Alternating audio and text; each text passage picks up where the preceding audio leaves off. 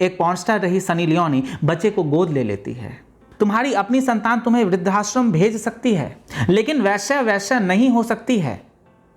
वैश्या बिल्कुल एक व्यापारी हो सकती है। मैं मर्यादा पुरुषोत्तम श्री राम नहीं हूं।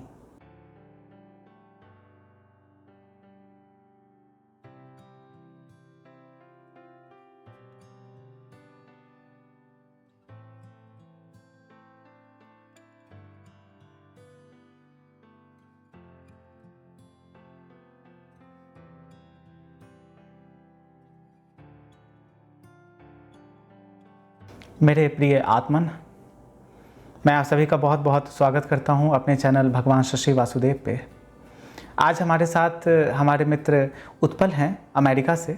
उत्पल आज मेरा इंटरव्यू ले रहे हैं, कुछ प्रश्न पूछना चाहते हैं। और केवल वे अपने प्रश्न नहीं पूछ रहे हैं, आप सभी जो प्रश्न मुझसे पूछना चाहते हैं तो आपके बिहाफ पे वे जिम्मेदारी ले रहे हैं प्रश्नों को पूछने की। वे प्रश्न पूछेंगे, मैं उत्तर दूंगा। बहुत अच्छा इंटरव्यू होने वाला है और मैं आशा करता हूं आपके सभी प्रश्नों के उत्तर आपको मिलेंगे। उत्पल के भी बहुत सारे प्रश्न हैं, आपके भी बहुत सारे प्रश्न हैं, तो उत्पल ने ये बहुत विराट जिम्मेदारी अपने ऊपर ली है कि वे प्रश्नों को करें। और ये पहला एपिसोड है, इसके बाद कई एपिसोड्स हम करेंगे। उत्पल के साथ भी मैं करूँगा, बाकी लोगों के साथ भी करूँगा जो मेरे सन्यासी हैं, मित्र हैं। तो मैं उत्पल को अपना शिष्य तो नहीं कहता, मैं मित्र ही कहता हूँ, क्योंकि सब मेरे मित्र हैं। इस बार मैं किसी का गुरु नहीं, इस बार हर कोई मेरा मित्र है, मैं हर किसी का मित्र हूँ। गुरु और शिष्य की सारी दीवारें मैं गिरा चुका हूँ इस बार। तो आज उत्पल हैं मेरे साथ। अभी आधी रात का समय है, रविवार का दिन है। ऐसे तो शनिवार का दिन था, तो शनिवार का दिन समाप्त हो चुका है, तो अब रविवार का प्रवेश हो गया। तो अभी आधी रात है भारत में, और अमेरिका में अभी दोपहर का समय है, 2 या 2:30 बजते होंगे। तो हमारे साथ आज उत्पल हैं। मैं उत्पल का बहुत बहुत स्वागत करूं। उत्पल, आपका बहुत बहुत स्वागत है हमारे चैनल भगवान शशि वासुदेव पे। ये चैनल मेरा नहीं है, केवल आपका नहीं है, केवल किसी एक व्यक्ति का नहीं है, सभी का है। जितने सन्यासी हैं, जितने लोग हैं, मानव सभ्यता में जितने सारे लोग हैं, सभी का ये चैनल है। तो आज आपका मैं बहुत बहुत स्वागत करूं हमारे चैनल भगवान शशि वासुदेव पे। सबसे पहले तो आप अपना परिचय दें। धन्यवाद भगवान। सभी को मेरा प्रणाम और नमस्कार। मेरा नाम उत्पल है और मैं फ़िलहाल यूएस में रहता हूँ और जॉब करता हूँ। पेशे से मैं एक सॉफ्टवेयर इंजीनियर हूँ और अध्यात्म में काफ़ी रुचि रखता हूँ। और यूट्यूब में बहुत सारा आध्यात्मिक कंटेंट मैं फॉलो करता था और अभी भी करता हूँ। और ओशो का बहुत बड़ा फ़ैन रहा हूँ। उनके बहुत सारे बुक्स और वीडियोस मैंने देखे। और ऐसे ही एक दिन जब मैं यूट्यूब पे कुछ सर्फ कर रहा था, तब भगवान श्री शशि वासुदेव जी का ओशो रिबर्थ का वीडियो एकदम से आ गया और आई वाज वेरी क्यूरियस। सो मैंने उसको क्लिक किया और उससे बहुत ही प्रभावित हुआ। उनका जो सच्चाई उन्होंने बताई वो मेरे दिल को बहुत छू गई। और देन लगातार मैं उनके बाकी वीडियोस देखता रहा and I fell in love with him. And since then I have been following him. And बहुत भाग्यवान हूँ कि वो मुझसे जुड़ने के लिए तैयार हुए। और कुछ प्रश्न जो मैं प्रस्तुत करूँगा। मैं पेशे से सॉफ्टवेयर इंजीनियर हूँ, एक बैंक के लिए काम करता हूँ और सॉफ्टवेयर एप्लीकेशंस लिखता हूँ। या वो मेरी बैकग्राउंड है। Very good, that's wonderful. काफ़ी सराहनीय विषय है। आपकी आध्यात्मिक यात्रा भी शुरू हुई, आप मुझसे भी जुड़े, पिछले जन्म की वीडियोज, पिछले जन्म की ऑडियो से भी जुड़े, और आज मेरे साथ बैठे भी हुए हैं। तो मेरे बहुत सारे मित्र हैं दर्शकों, जो कोई अमेरिका में रहते हैं, कोई ऑस्ट्रेलिया में रहते हैं, दुनिया भर में फैले हुए हैं। बहुत ज़्यादा संख्या उनकी नहीं है, लेकिन हर देश में कहीं ना कहीं मेरी पहुँच है। कहीं ना कहीं मैं लोगों से बातचीत करता रहता हूँ, उनके प्रश्नों के उत्तर देता रहता हूँ। और मेरी पूरी कोशिश है अधिक से अधिक लोगों तक पहुंचूं, उनसे बातचीत करूं, उनके प्रश्न लूं और उनकी आध्यात्मिक यात्रा में जितनी सहायता दे सकता हूं, जितनी भूमिका निभा सकता हूं, उतनी निभाऊं, उतनी सहायता दूं। जो कुछ भी उनके लिए कर सकता हूं करूं। मेरा पूरा जीवन ही इन्हें समर्पित है। मैं इनके लिए जो कुछ भी कर सकता हूं उसकी पूरी कोशिश करता हूं। मैं इन सभी की सराहना करता हूं, सारे प्रश्नों की सराहना करता हूं। और मेरी पूरी कोशिश होती है कि आध्यात्म को, धर्म को एक नई परिभाषा से समझाने की कोशिश करूं। पुरानी जो विधियां हैं, पुराने जो लोग हैं, पुराने जो रीति रिवाज हैं, उसका पूरी तरह खंडन नहीं करता है, लेकिन जो भी चीज़ें हैं जो मानवता के लिए थोड़ी सी व्यर्थ हैं, जिनकी अभी अर्थपूर्णता उतनी रह नहीं गई, जो उतने रेलिवेंट नहीं रह गए, इरेलीवेंट हो गए, उनकी भूमिका थोड़ी सी कम हो गई, उस पर चिंतन करता हूँ और उसे एक नई भाषा में, एक नए तरीके से पेश करने की कोशिश करता हूँ। तो आज उत्पल हमारे साथ हैं। उत्पल के पास कुछ प्रश्न हैं, वे पूछेंगे, मैं उत्तर दूंगा। मैं आप सभी का फिर से स्वागत करता हूं और मैं चाहूँगा आप ये पूरी वीडियो देखें और हमारे चैनल को सब्सक्राइब भी करें, वीडियोज़ को लाइक करें और शेयर भी करें। तो उत्पल शुरू करें? जी बिल्कुल। जी, बहुत बहुत आपका फिर से मैं स्वागत करूं। आपने बहुत अच्छा इंट्रोडक्शन दिया, सारे दर्शक आपको अब जान गए हैं, पहचान गए हैं। तो हम प्रश्नों से शुरुआत करते हैं, मैं उत्तर दूंगा, सारे प्रश्नों के उत्तर दूंगा। चलें शुरू करें। सो बेसिकली अभी जो since I am here for 10 years, तो यहाँ पे मैं देखता हूँ कि मटेरियलिस्टिकली बहुत वेल टू डू है लोग और सब संसाधन सब कुछ है जो आधुनिक दुनिया में डिस्कवर हुआ है और फिर भी एक रिक्तता है और I don't know what is the reason behind that emptiness और there is lot of loneliness as well. जबकि हमारी पॉपुलेशन तो बहुत है, 8 अरब के लगभग है, मगर फिर भी no one can claim that I have this true friendships, relationships. So वो मेरा क्वेश्चन है कि ऐसा क्यों है, क्यों ऐसे जो लव या सेटिस्फैक्शन चाहिए फ्रॉम रिलेशनशिप्स वो लोग क्यों नहीं एक्सपीरियंस कर पा रहे? मैंने आपके प्रश्नों को सुना उत्पल, आपके प्रश्न काफ़ी अच्छे हैं। मैंने एक प्रश्न ही बोला था, एक ही प्रश्न में आप कई प्रश्नों को मिला चुके हैं, बड़ी अच्छी बात है, मैं सराहना करता हूँ। आपके सारे प्रश्न बहुत अच्छे हैं। आपने एक प्रश्न नहीं पूछा, बहुत सारे प्रश्न आपने पूछे हैं। पहला प्रश्न आपका ये है कि 8 अरब की आबादी है, लेकिन फिर भी जरा सा खालीपन है, ये खालीपन क्यों है? दूसरा प्रश्न आपका है, 8 अरब की आबादी है, लोगों के पास पैसा काफ़ी है, लोग धनी भी हैं। आप जिस समाज से आते हैं, जिस परिवेश से आते हैं, आप अमेरिका में रहते हैं, आप ज़्यादातर अमेरिका की बातें कर रहे हैं।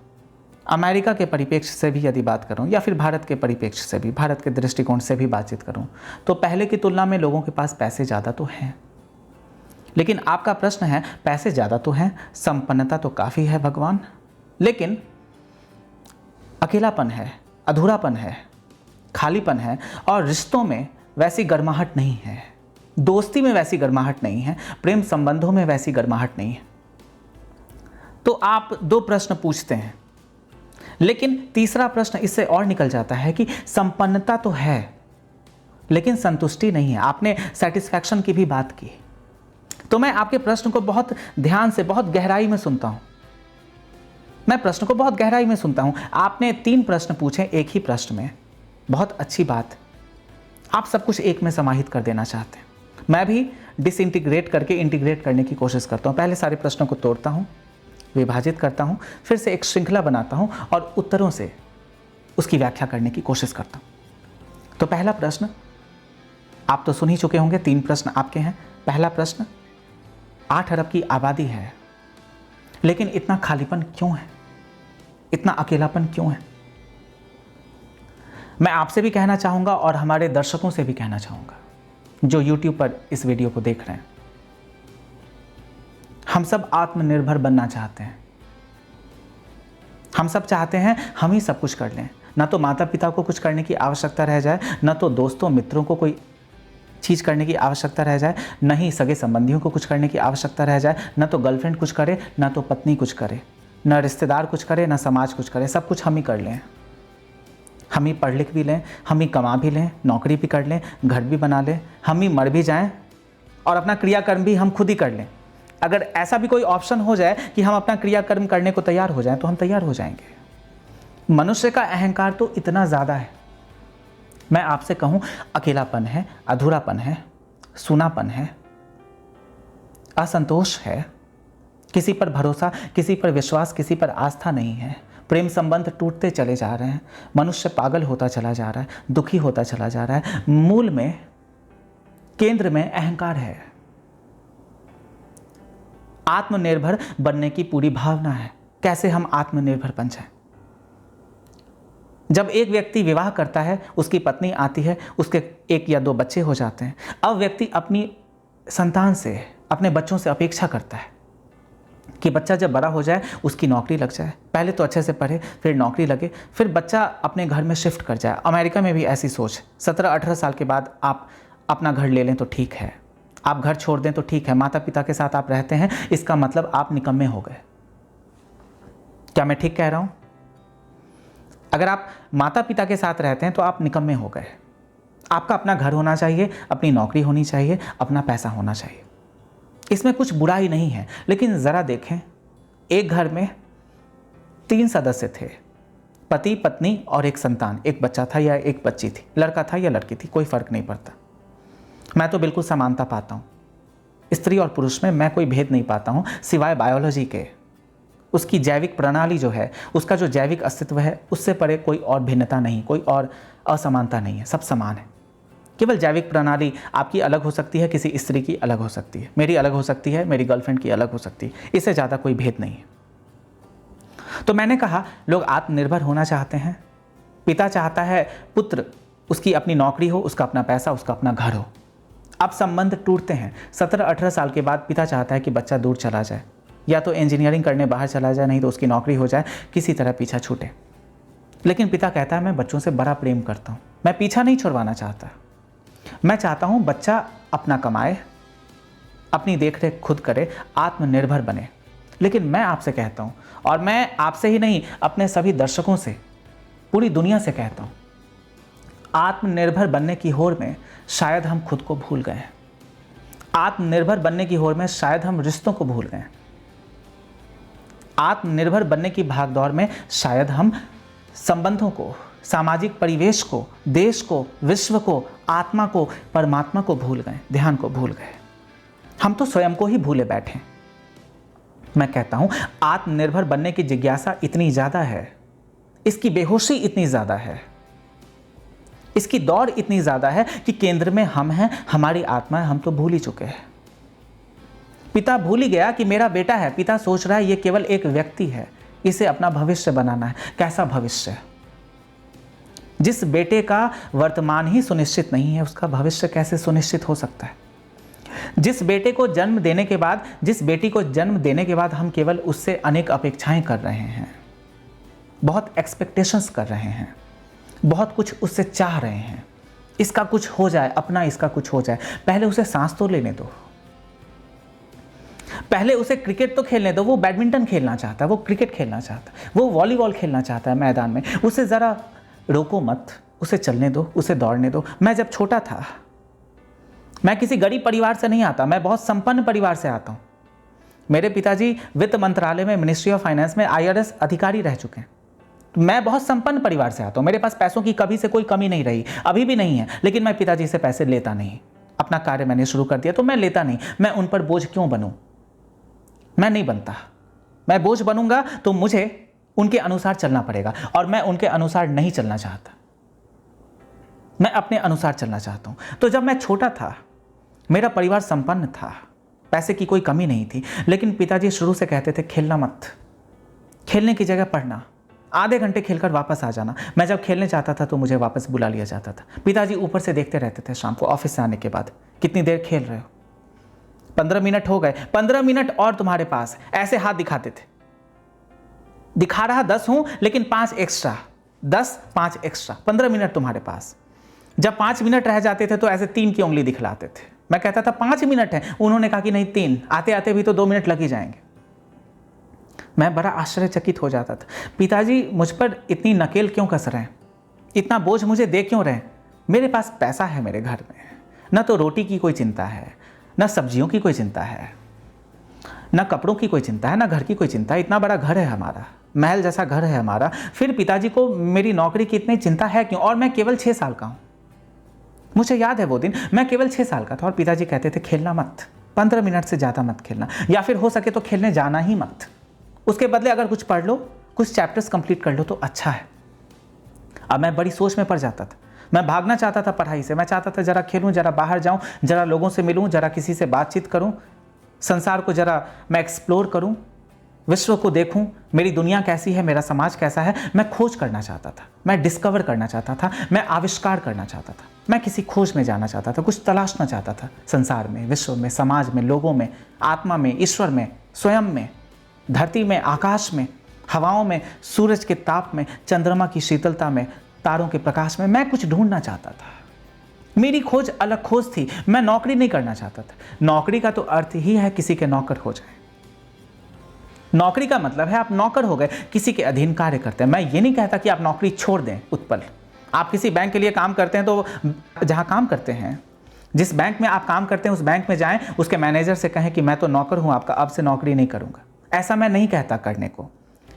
प्रैक्टिकल जो लाइफ है, ये जो व्यवहारिक जीवन है, उसमें कुछ तब्दीलियां करनी पड़ती हैं।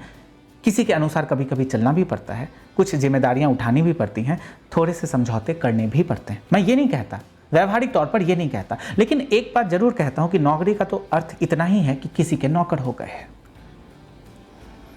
किसी के अधीन हो गए, किसी के गुलाम हो गए। नौकर तो गुलाम ही होते हैं ना। उनसे कहें ग्लास ले आओ तो वो ग्लास ले आएंगे, उनसे कहें कि आप प्लेट ले आए तो वो प्लेट ले आएंगे, उनसे जो कहें वो वही करेंगे। नौकरी का मतलब है नौकर हो जाएं। मैं नौकर नहीं बनना चाहता था, मैं शुरुआत से ही सम्राट बनना चाहता था। मैंने अपने आप को सम्राट से कम कभी समझा ही नहीं। मैं टीवी पर देखता था, राजा थे, महाराजा थे, कभी राम थे, कभी कृष्ण थे, किसी की द्वारका थी, किसी का वृंदावन था, किसी की मथुरा थी, किसी का अपना राज्य था। जनक का अपना राज्य था, राम का अपना राज्य था, रावण का अपना राज्य था। मैं ये सब देखता था। मैं सोचता था मेरे पास कोई राजपाट तो नहीं है, मैं कहीं का सम्राट तो हूं नहीं, लेकिन फिर भी मैं अपने आप को सम्राट मानता हूं। अगर ईश्वर ने मुझे जीवन दिया, मुझे ये शरीर, मुझे ये चेतना ईश्वर ने दी है, फिर मैं किसी फकीर की भांति, फकीर का मतलब है किसी गरीब की भांति तो नहीं रह सकता। उस समय तक मैं आध्यात्मिक नहीं हुआ था। मुझे फकीर का मतलब पता चलता था गरीब, भिखारी, क्योंकि वैसे ही फकीरों को पेश किया जाता था टीवी पर। फकीरों के बारे में वैसी बातें की जाती थी मेरे आसपास। बाद में मुझे फकीर की बादशाहत का पता चला। फकीरी में क्या बादशाहत होती है उसका पता मुझे बहुत बाद में चला। मैं तो बचपन की बात कर रहा हूँ। उस समय मुझे फकीर का मतलब पता चलता था भिखारी। लोग वैसे ही फकीरों को देखते थे, समझते थे। लोग कहते थे फकीर बनना मतलब आप साधु बन गए, साधु बन गए इसका मतलब है आप भिखारी बन गए, भिखारी बन गए इसका मतलब आप गरीब हो गए, गरीब हो गए इसका मतलब आप तबाह हो गए। तो मैं दुनिया को उस नज़र से देखता था, क्योंकि मुझे वही सिखाया जा रहा था। मैंने बहुत सी किताबें नहीं पढ़ी थी, मैंने स्वयं को बहुत गहरे तलों पे खोजा नहीं था, मैंने स्वयं की खोज नहीं की थी, मैंने स्वयं की सिद्धि नहीं की थी, स्वयं को पाया नहीं था। तो मैं वैसे देखता था। मैं अपने आप को सम्राट मानता था। मैं सम्राट ही बनना चाहता था, गरीब नहीं बनना चाहता था, किसी का गुलाम नहीं बनना चाहता था, कोई नौकरी नहीं करना चाहता था। मैं पढ़ाई करना चाहता था, लेकिन अपनी शर्तों पर करना चाहता था। मुझे शिक्षक ये कहें तुम ये गृह कार्य करके ले ही आओ, मैं उसके अधीन हूं, ऐसा नहीं। मुझे जितना वक्त चाहिए होगा मैं लूंगा, फिर ही गृह कार्य करूंगा। मैं उनके अनुसार नहीं चलना चाहता था। मैं बहुत विद्रोही किस्म का व्यक्ति था। व्यक्ति भी नहीं, मैं तो बच्चा था, विद्रोही किस्म का बच्चा था। इससे मेरे पिताजी को बड़ी समस्या होती थी, मेरे स्कूल के शिक्षकों को बड़ी समस्या होती थी, मेरे दोस्तों को समस्या होती थी, मेरे सगे संबंधियों, मेरे समाज को समस्या होती थी। लेकिन मैं इसमें कुछ कर नहीं सकता था। पिताजी चाहते थे मैं आत्मनिर्भर बन जाऊं, मेरी नौकरी लग जाए, मैं पैसे कमाना शुरू कर दूं, मेरी शादी हो जाए, मेरे बच्चे हो जाएं, फिर मैं अपने बच्चों के साथ भी वही करूं जो पिताजी मेरे साथ कर रहे थे। उस समय तक मेरी माँ गुजर ही चुकी थी, लेकिन पिताजी ने पूरा प्रेम दिया। ऐसा नहीं है पिताजी ने प्रेम नहीं दिया, उन्होंने दिया। लेकिन घर में पैसे हों, पिताजी की नौकरी अच्छी हो, लेकिन माँ नहीं हो, और माँ का प्रेम पिताजी देने की कोशिश करें, फिर भी परिपूर्णता तो नहीं आ पाती है। पिता पैसे दे सकता है, पिता थोड़ा प्रेम भी दे सकता है, लेकिन माँ का मातृत्व तो कोई नहीं दे सकता माँ के सिवा। ना बहन दे सकती है, ना समाज दे सकता है, न ही पत्नी दे सकती है, न ही कोई गर्लफ्रेंड या प्रेमिका दे सकती है। माँ का मातृत्व तो माँ ही दे सकती है, कोई और नहीं दे सकता। ईश्वर भी नहीं दे सकता। माँ का किरदार ईश्वर भी नहीं निभा सकता। कृष्ण से संबंध अलग होंगे और आपकी माँ से आपके संबंध अलग होंगे। कृष्ण माता भी है, कृष्ण पिता भी है, लेकिन कृष्ण माता नहीं हो सकता। सांकेतिक रूप से हो सकता है, लेकिन हकीकत में तो नहीं हो सकता। हकीकत में तो माँ ही होती। हकीकत में कृष्ण माँ नहीं बन सकते, हकीकत में माँ ही माँ बन सकती है, होती है। तो जीवन में बहुत बड़ी कमी भी थी, माँ की कमी थी, माँ थी नहीं। तो आप समझ के ऐसा चल सकते हैं, मैंने अपनी देख रेख स्वयं की। मैं अपने कमरे में रहता था, अपने फ्लैट में रहता था। मुझे पिताजी ने अपना फ्लैट ही दे दिया था। मेरा घर काफ़ी बड़ा था, इसमें कई कमरे हैं, कई फ्लैट्स हैं। हम संपन्न परिवार से आते हैं, तो मुझे कोई समस्या नहीं थी। मुझे 3 BHK फ्लैट पिताजी ने दे दिया था। हमारी बिल्डिंग काफ़ी बड़ी है, अपार्टमेंट काफ़ी बड़ा है, नीचे भी फ्लैट्स हैं, ऊपर भी फ्लैट्स हैं। जहाँ मैं बैठा हूँ इसके ऊपर भी फ्लैट्स हैं, और मैं जहाँ बैठा हूँ इसके दाएँ भी फ्लैट्स हैं और बाएँ भी फ्लैट्स हैं। दाएँ बाएँ हर जगह फ्लैट्स, इधर भी उधर भी, ऊपर भी नीचे भी। मैं फ्लैट से घिरा हुआ हूँ, बीच में मैं यहाँ बैठा हूँ किसी तरह जान बचाकर। तो मैं कहना चाहता हूँ, पिताजी मुझे बहुत रोकते थे, बहुत टोकते थे, नौकरी करवाना चाहते थे और मैं सम्राट बनना चाहता था। पिताजी चाहते थे मैं आत्मनिर्भर बनूं और मैं चाहता था पता नहीं मैं क्या बनूं, मुझे कुछ पता नहीं था। मुझे बस इतना पता था मैं सम्राट बनना चाहता हूं, मैं अमीर बनना चाहता हूं, मैं अपने निर्णय स्वयं लेना चाहता हूं, मैं किसी पर निर्भर तो नहीं होना चाहता, लेकिन आत्मनिर्भर पूरी तरह हो जाऊं इसकी संभावना तो मुझे दिखाई देती नहीं है। क्योंकि मुझे श्वास के लिए पेड़ों पर निर्भर होना पड़ता है, अनाज के लिए किसानों पर निर्भर होना पड़ता है, मुझे कोई कपड़े चाहिए होते हैं उसके लिए दुकान वालों पर निर्भर होना पड़ता है। मुझे समोसे पसंद थे बचपन में, अभी भी थोड़े बहुत पसंद है, अब कम खाता हूँ। वेट का चक्कर हो सकता है, कहीं वजन ना बढ़ जाए, और भी बहुत सारी चीज़ें होती हैं। तो मेरी डाइट अब काफ़ी ज़्यादा साधारण है, बहुत सिंपलिस्टिक डाइट को फॉलो करता हूँ। कोई केटो डाइट या वीगन डाइट को फॉलो नहीं करता, बहुत साधारण खान पान मेरा है। रोटी सब्जी दाल चावल, सत्तू पीता हूँ, सुबह दही चूड़ा खाता हूँ, शाम को कोई स्नैक्स खाना होता है तो चूड़ा को भूज कर हम लोग यहाँ पर खाते हैं, नहीं तो सत्तू के पराठे, सत्तू की पूड़ियाँ, वो सब मैं बनाकर खाता हूँ। मैं अपना खाना भी खुद ही बनाता हूँ।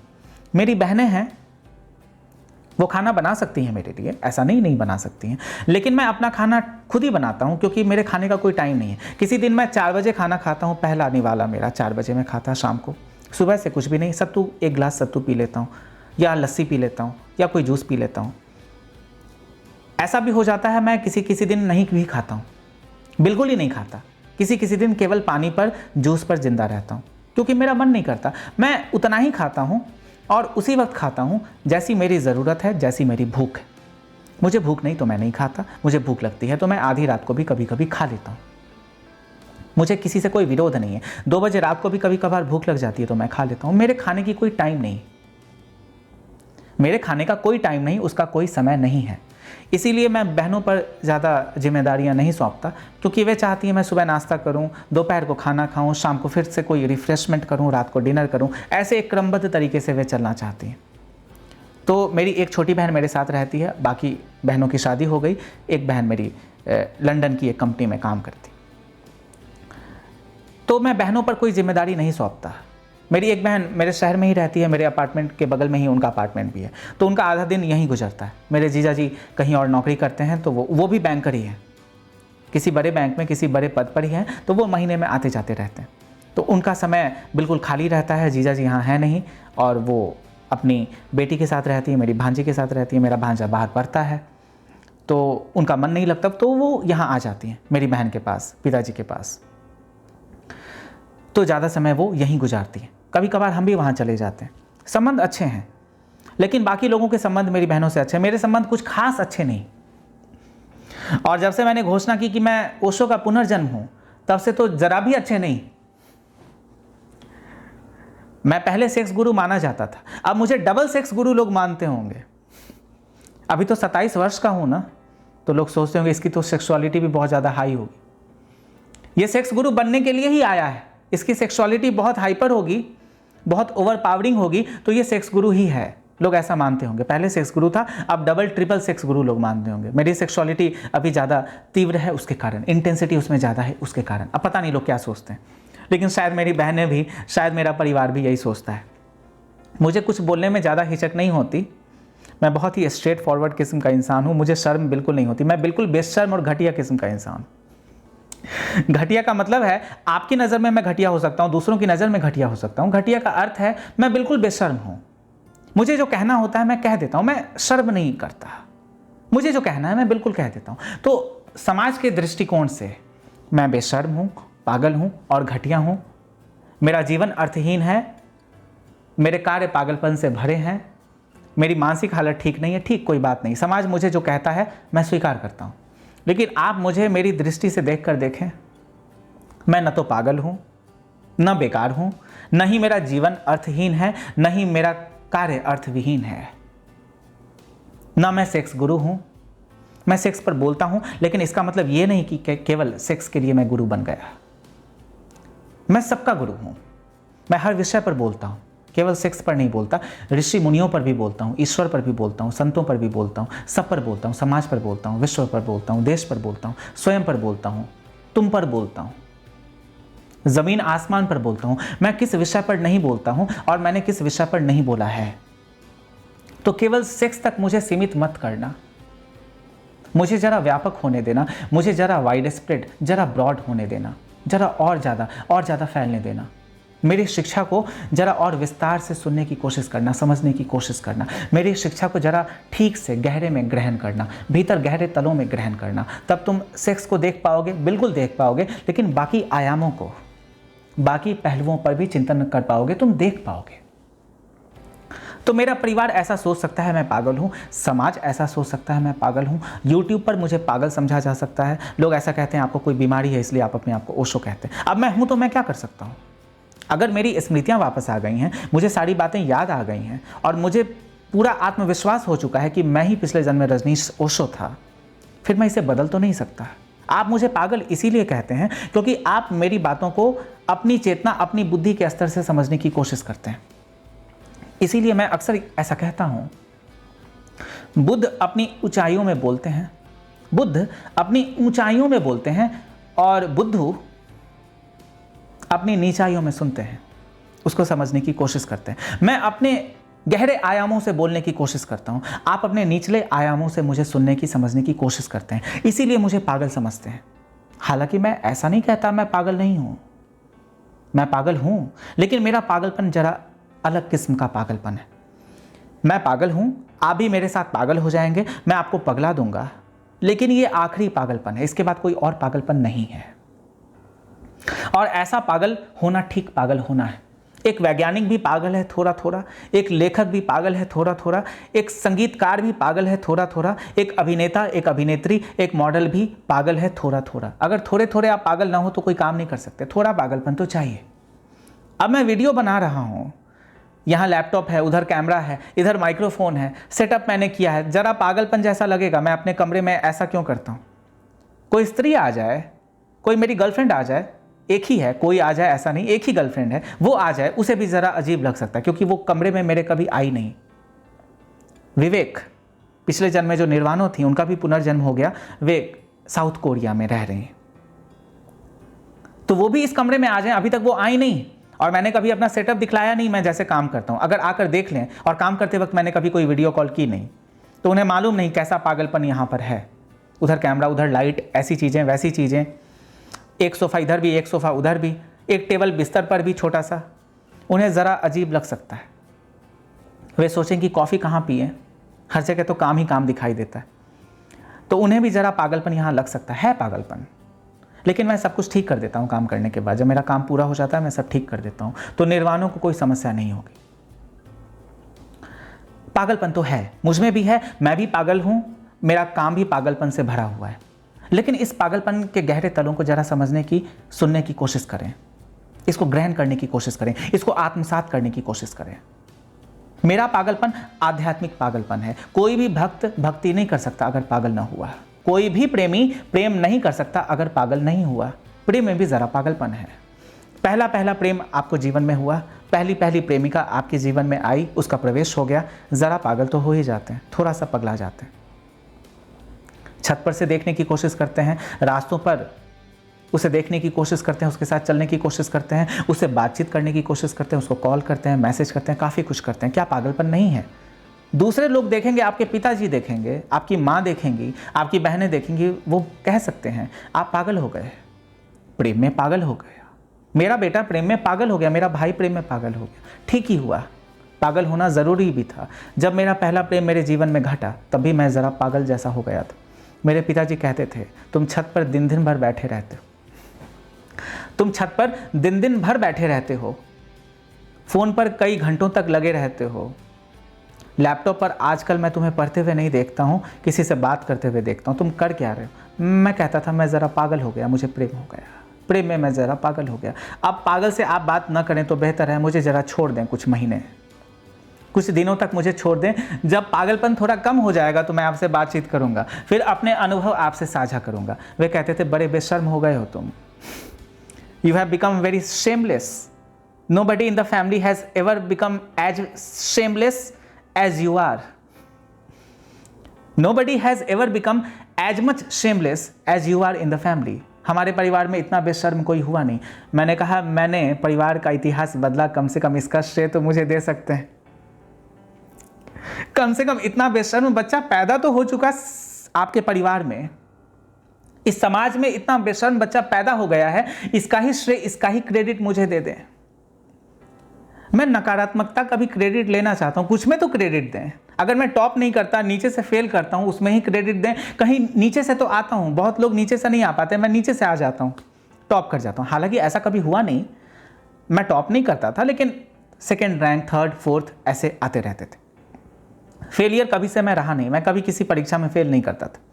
मेरे परसेंटेज हमेशा 90% से ऊपर आते थे 12th तक। उसके बाद ग्रेजुएशन में तो 70-80% ऐसे रहता था, क्योंकि वो परसेंटेज उससे ज़्यादा आ नहीं पाते थे किसी को, वो उतना लिमिटेशन था, उतनी सीमा रेखा थी।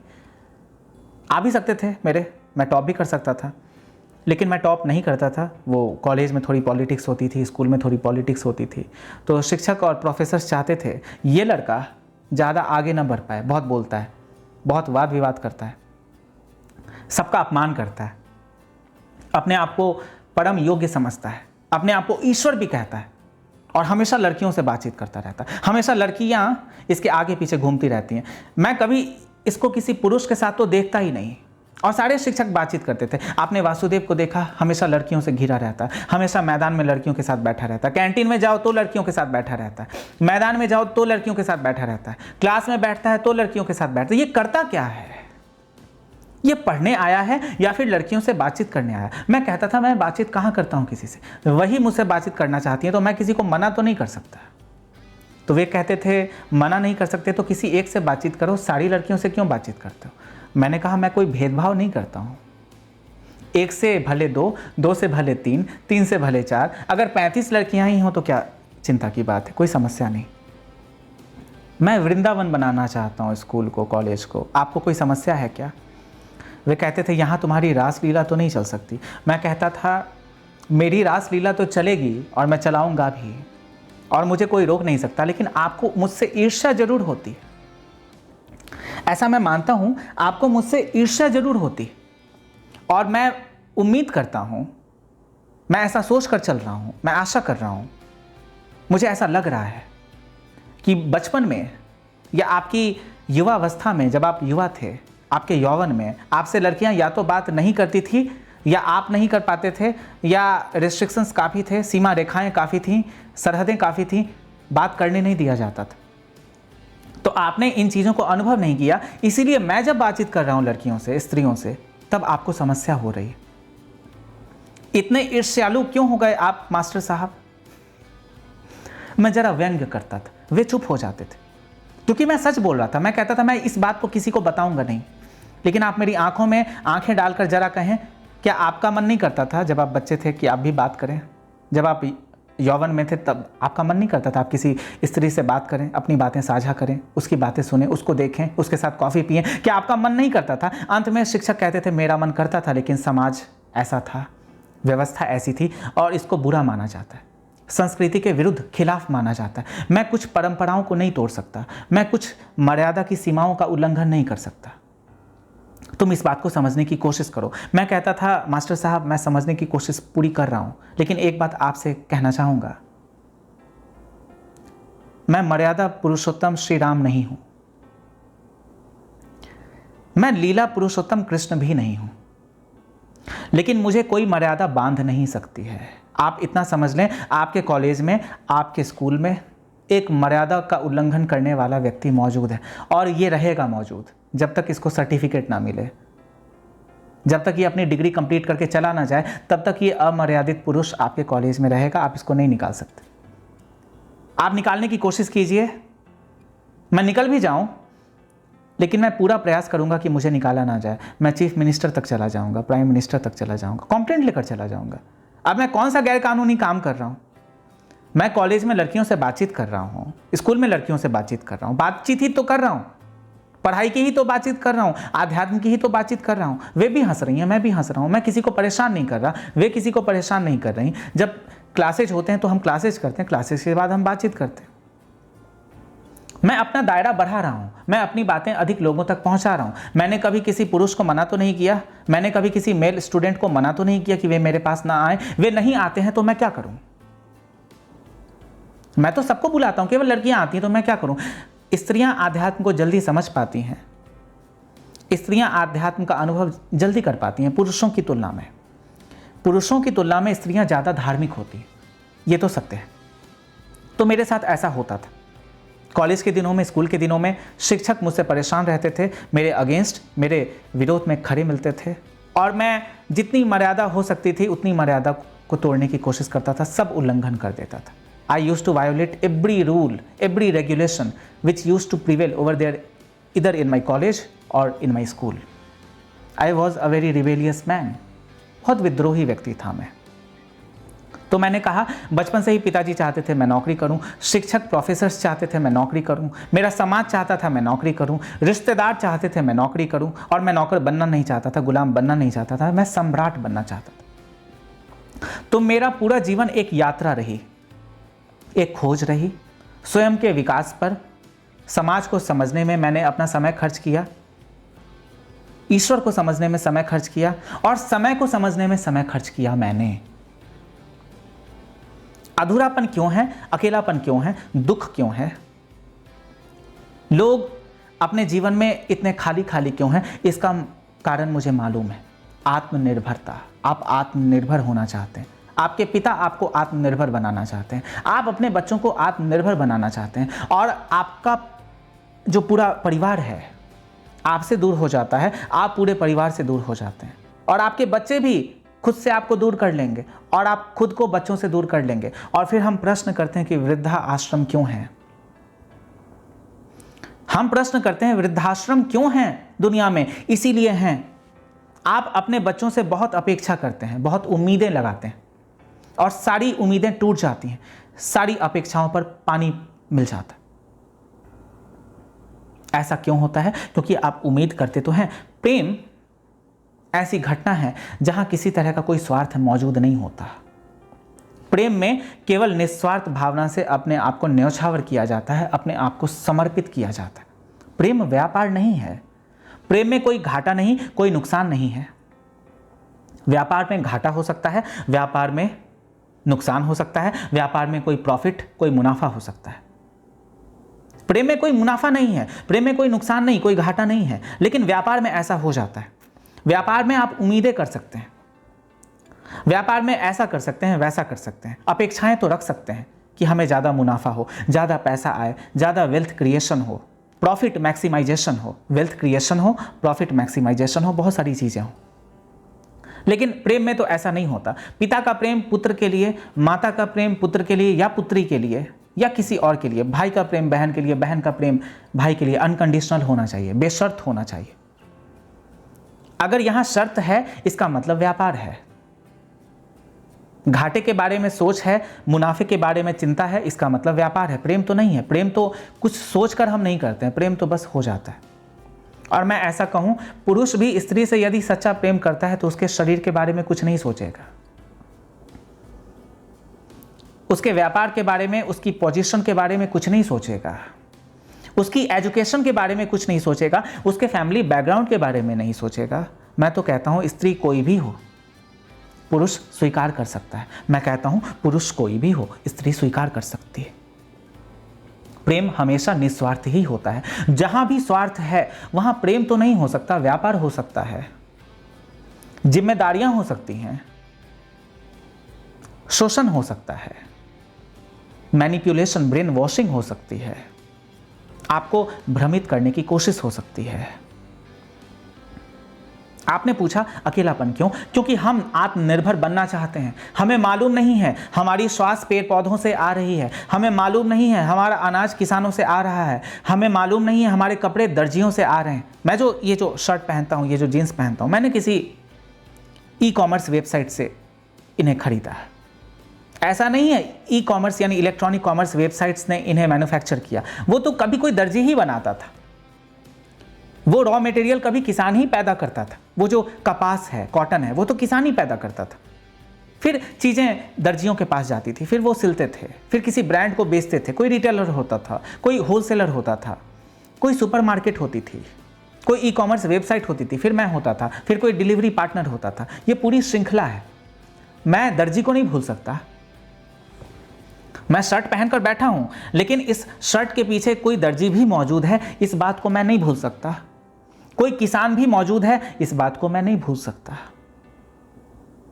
कोई रंगरेज भी मौजूद है जिसने इस कपड़े को रंगा होगा। काला रंग है, लेकिन काला रंग रंगने के लिए भी किसी रंगरेज की आवश्यकता तो होती है।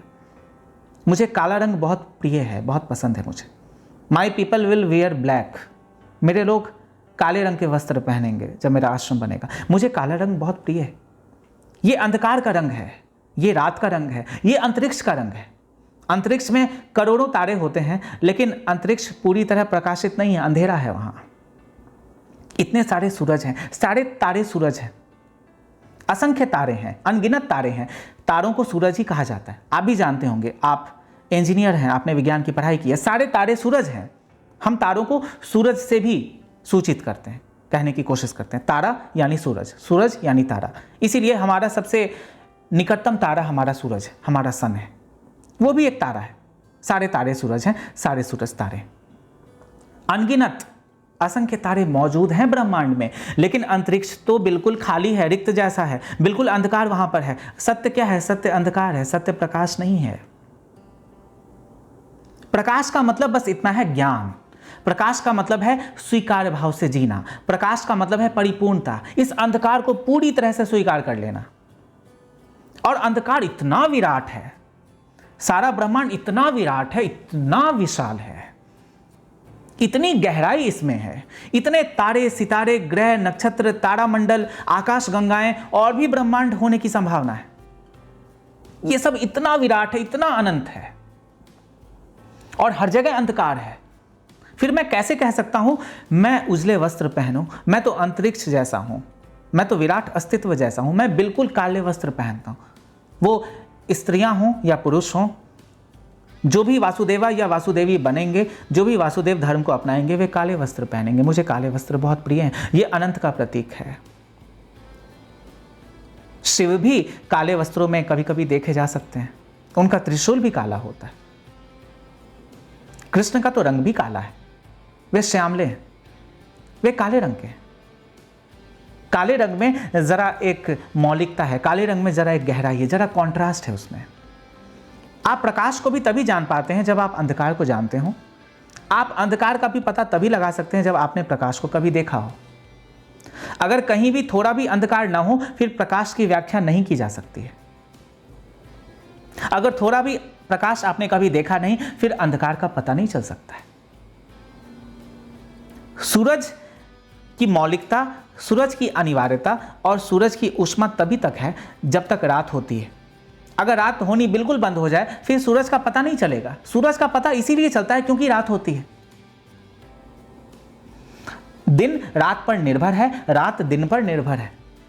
अंधकार का भी अपना एक रस है। जब आप शयन को जाते हैं, सोने को जाते हैं, नींद आती है, आप सारी लाइट्स बंद कर देते हैं, सारे बल्ब्स बंद कर देते हैं। अगर आप दिन में सोते हैं, कभी नींद आती है, आप पर्दों को बंद कर देते हैं ताकि प्रकाश भीतर ना आए, ताकि नींद में कोई रुकावट ना आए, कोई खलल पैदा ना हो, है ना? ऐसा है। अगर अंधकार की आवश्यकता जरा भी नहीं होती, फिर हम पर्दे क्यों लगाते? फिर हम लाइट्स क्यों बंद करते? आंखों को क्यों बंद करते? हम धूप में भी जाकर सो जाते। लेकिन हम ऐसा तो नहीं करते। आराम के लिए अंधकार चाहिए। शरीर को विश्राम मिले, मन को विश्राम मिले, बुद्धि को विश्राम मिले, अंधकार चाहिए। आध्यात्मिक उपलब्धि चाहिए, अंधकार चाहिए।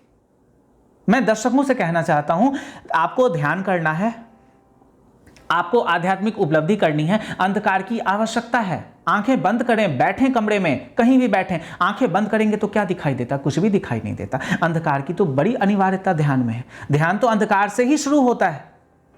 ध्यान तो तभी शुरू हो सकता है जब हम ऐसा मानकर चलते हैं कि हम अज्ञानी हैं, हमारे पास कोई भी ज्ञान नहीं, हम कुछ भी नहीं जानते। वहां अंधकार ऐसा है, हम इसको मानते तो हैं, हम निश्चय करके तो चलते हैं कि अंधकार है, हम एडमिट करते हैं, कन्फेस करते हैं कि हम अज्ञानी हैं। We are ignorant people, we admit that, we accept it and then we move ahead in order to become full of knowledge, in order to become full of awareness, to become more and more aware and transcendental, to become more and more informed and spiritual. We move towards light from darkness. इस मामले में अंधकार में और प्रकाश में जरा भिन्नता है। प्रकाश का मतलब ज्ञान है, अंधकार का मतलब अज्ञान है। लेकिन वैसे जो वास्तविक अंधकार दिखाई देता है रात के रूप में, अंतरिक्ष में जो अंधकार दिखाई देता है, वो कोई बुरा नहीं है, कोई अशुभ नहीं है, वो तो अस्तित्व का सत्य है। जहां परिपूर्ण सत्य है वहां बिल्कुल अंधकार है, और वहां ब्रह्म ज्योति है, ईश्वर का प्रकाश। ऐसे प्रकाश को ऐसी आंखों से देखा नहीं जा सकता, उसके लिए योग दृष्टि चाहिए। मैं जिस प्रकाश को अपने आसपास अभी देख पा रहा हूं वो बल्ब की रोशनी नहीं है, वो सूरज की भी रोशनी नहीं है, वो एक सात्विक, आध्यात्मिक, दिव्य, अलौकिक प्रकाश है, वो दैवीय प्रकाश है। मैं उस प्रकाश को केवल अभी नहीं देख रहा, 24 घंटे देखता रहता हूं। लेकिन वो प्रकाश, अभी जो प्रकाश आप देखते हैं, उस प्रकाश जैसा नहीं है। उसकी गुणवत्ता थोड़ी वैसी हो सकती है, लेकिन उसकी इंटेंसिटी, उसकी गहराई इतनी ज्यादा है, उसकी इंटेंसिटी इतनी ज्यादा है, इतनी ज्यादा है, वो इतना विराट है, मैं आपको बता नहीं सकता। मेरे पास वो योग दृष्टि मौजूद है। मैं अपनी तीसरी आंख से वो सब देख पाता हूं जो आप नहीं देख पाते। मैं अपनी तीसरी आंख से उत्पल के भीतर की आत्मा को भी देख पा रहा हूं। मैं अपनी तीसरी आंख से उत्पल के भीतर कृष्ण को नाचता हुआ देख पा रहा हूं अभी इस क्षण। लेकिन आप नहीं देख सकते, उत्पल भी नहीं देख पाएंगे अभी जरा समय लग जाएगा। लेकिन मेरे पास बैठते बैठते मुझे सुनते सुनते, मेरे साथ ध्यान करते करते कृष्ण का प्रवेश भीतर हो जाता है ही प्रवेश हो जाता है। इसका मतलब ऐसी दृष्टि विकसित हो जाती है जब कृष्ण सच में स्वयं में भीतर प्रवेश कर जाते हैं और उत्पल देख सकते हैं, आप देख सकते हैं। जैसे मैं देख पा रहा हूं वैसे आप भी देख सकते हैं। मैंने ब्रह्म को जान लिया है, मैं ब्रह्म जैसा हो गया हूं, मैं ब्रह्म ही हो गया हूं, मैं ईश्वर हूं, ऐसी घोषणा कर चुका हूं। जब तक मैंने कुछ देखा नहीं होता, मैंने कुछ जाना नहीं होता। इतनी बड़ी बात मैं कहता कैसे, इतना बड़ा जोखिम लेकर तो कैसे कहता, नहीं कह पाता। मैंने इतना बड़ा जोखिम लिया है, मैंने अपनी जान की कीमत पर इस जोखिम को लिया है। मुझे लोग मार सकते हैं क्योंकि मैंने अपने आप को ईश्वर कहा है। मैंने कहा है कि मैं ही कृष्ण था, मैंने कहा है मैं ही विवेकानंद था, मैं कहता हूं मैं ही शिव हूं, मैं कहता हूं मैं ही शक्ति हूं। काली, दुर्गा, लक्ष्मी, सरस्वती, ब्रह्मा, विष्णु, महेश, सब मैं हूं। सारे ऋषि, मुनि, देवतागण, पर्वत, पहाड़, गंगा, नदियां, जंगल, हवाएं, चंद्रमा, सूरज, तारे, आकाश गंगाएं, ब्रह्मांड, कुशलता, योग्यता, सत्य, प्रकाश, अंधकार, सब मैं हूं। यमराज भी मैं हूं, कामदेव भी मैं हूं, ब्रह्म भी मैं हूं और मनुष्य भी मैं हूं। प्रेम भी मैं हूं, ईर्ष्या भी मैं हूं, घृणा भी मैं ही हूं, क्रोध भी मैं ही हूं। सारी भावनाएं जो तुम्हारे भीतर उत्पन्न होती रहती हैं, सारे विचार जो तुम्हारे भीतर तैरते रहते हैं, इन सभी विचारों की जो उत्पत्ति तुम्हारे भीतर होती रहती है, ये उत्पत्ति भी मैं हूं। और ये जो विचार जब पैदा हो जाते हैं उसके बाद जो तुम्हें जो अनुभूति होती है वो भी मैं हूं। बीजम मम सर्वभूतानाम विधि पार्थ सनातनम बुद्धि मतमस्मि तेजस तेजस्विनम अहम। मैं ही समस्त ब्रह्मांड का बीज रूपी परमात्मा, परमेश्वर, भगवान हूं। बीजम मम सर्वभूतानाम, सभी प्राणियों के भीतर जो बीज रूपी परमात्मा है, सब मैं हूं। बीजम मम सर्वभूतानाम विधि पार्थ सनातनम, मैं सनातन शक्ति हूं पार्थ। हे पार्थ, मैं सनातन शक्ति हूं, मुझे कभी मारा नहीं जा सकता। बीजम मम सर्वभूतानाम विधि पार्थ सनातनम बुद्धि मतमस्मि, बुद्धिमानों की बुद्धि मैं हूं। बुद्धि मतमस्मि तेजस तेजस्विनम अहम, तेजस्वियों का तेज मैं हूं। बुद्धिमानों की बुद्धि मैं हूं, तेजस्वियों का तेज मैं हूं। बीज रूपी परमात्मा मैं हूं, सनातन शक्ति मैं ही हूं। मैं सब हूं, मैंने इसकी घोषणा की है। मैंने घोषणा क्यों की? क्योंकि मैं हूं, और मैं हूं इसीलिए मैं घोषणा कर सका। अगर मैं घोषणा नहीं कर पाता तो मैं नहीं हो पाता, मैं नहीं होता तो मैं घोषणा नहीं कर सकता था। इस पर तो संदेह नहीं होना चाहिए। उत्पल ने पूछा है, इतना सुनापन, जीवन में इतना अंधेरा, जीवन में इतनी रिक्तता, जीवन में इतनी बेचैनी, जीवन में प्रेम का इतना अभाव आखिर है तो क्यों है? मैं कहता हूं तुम आत्मनिर्भर बनना चाहते हो। मैं कहता हूं तुम आत्मनिर्भर बनना चाहते हो और तुम अहंकार से ग्रसित हो। तुम अहंकार से पीड़ित हो पार्थ, इसीलिए तुम पीड़ित हो, इसीलिए तुम दुखी हो, कष्ट में हो। तुम्हारा अहंकार इतना भारी हो गया, अब इस बोझ को तुम संभाल नहीं पाते, अब इस बोझ को लेकर तुम चल नहीं पाते, इसीलिए बोझिल हो गए हो, इसीलिए दुखी हो गए हो, इसीलिए अशांत हो गए हो। इस अशांति को, इस बोझ को हम कैसे रखें, इससे कैसे मुक्त हो जाएं, यही उपदेश मैं दे रहा हूं। उत्पल को भी दे रहा हूं, अपने सभी दर्शकों को दे रहा हूं, पूरे समाज को, पूरी सभ्यता को ये उपदेश दे रहा हूं। मैं ये देशना दे रहा हूं, मैं ध्यान की देशना, मैं शांति और प्रेम की देशना दे रहा हूं, मैं ईश्वर की देशना दे रहा हूं। मैं कह रहा हूं जरा जरा अहंकार से मुक्त हो जाओ, जरा जरा देखो तुम कर क्या सकते हो और तुम्हारे लिए लोग क्या कर रहे हैं। जरा जरा तुम देखोगे कि तुम तो कुछ नहीं कर रहे और सारी चीजें लोग ही तुम्हारे लिए कर रहे हैं। तुम्हारे लिए अनाज किसान ही पैदा कर रहे हैं, तुम्हारे कपड़े दर्जी और कारीगर ही बना रहे हैं, तुम्हारा घर भी वो मजदूर बना रहे हैं, वो बालू इकट्ठा करते हैं, वो ईंट इकट्ठा करते हैं और तुम्हारा घर बन जाता है। तुम्हें शिक्षा भी शिक्षक ही दे रहे हैं, प्रोफेसर्स दे रहे हैं, वो भी तुम्हें अक्षर ज्ञान दे रहे हैं, वो भी तुम्हें किताब पढ़ना सिखा रहे हैं। तुम्हें जन्म भी तुम्हारी मां ही दे पाती है, वही 9 महीने गर्भ में तुम्हें रख भी पाती है, कोई और तो नहीं रख पाता। तुम जन्म के लिए भी तो मां पर ही निर्भर हो, यदि मां न हो तो तुम्हारा जन्म भी कैसे हो जाए। तुम पैसों के लिए भी तो पिता पर, मां पर, भाई बहनों पर आश्रित हो। अगर उनके पास संसाधन ना हो तो तुम्हारी परवरिश कैसे कर पाएंगे? नहीं कर पाएंगे। और वो परवरिश तुम्हारी नहीं कर पाएंगे, उसके बाद तुम बड़े कैसे हो पाओगे? तुम्हें शिक्षा कैसे मिलेगी? तुम खाना कैसे खाओगे? तुम वस्त्र कैसे पहनोगे? तुम कहाँ रहोगे? तुम्हारी देखभाल कौन करेगा? तुम्हारा भविष्य क्या होगा? तुम्हारा भूतकाल क्या रहा होगा? तुम्हारा वर्तमान कैसा हो जाएगा? बिल्कुल खाली हो जाओगे, बिल्कुल मर जाओगे, मृत जैसे हो जाओगे। मैं कहता हूं संसार में जितने पशु पक्षी हैं, उनके बच्चों की देखभाल यदि कोई ना करे तब भी बच्चे जी उठते हैं, बच्चे जी जाते हैं। किसी गाय का बच्चा हो, उसका बछड़ा हो, अगर गाय ना भी हो तो भी बछड़ा बच जाएगा, अगर गाय ना भी हो तो भी बछड़ा जो है बच जाएगा, उसकी मृत्यु नहीं होगी गाय के अभाव में, मां के अभाव में। लेकिन मनुष्य का ही बच्चा ऐसा बच्चा है, अगर उसकी मां ना हो, अगर उसकी देखभाल ना की जाए तो कुछ घंटों में ही बच्चे की मौत हो जाएगी, कुछ मिनट्स में हो सकती है। मनुष्य इतना फ्रैजाइल है, इतना कमजोर है, अगर उसे कोई देखने वाला ना हो तो एक क्षण भी नहीं जी सकता। सांप का बच्चा जी सकता है, मगरमच्छ का बच्चा जी सकता है, मछलियां जी सकती हैं आसानी से, मछलियां जी सकती हैं, बिल्कुल आसानी से मछलियां जी सकती हैं।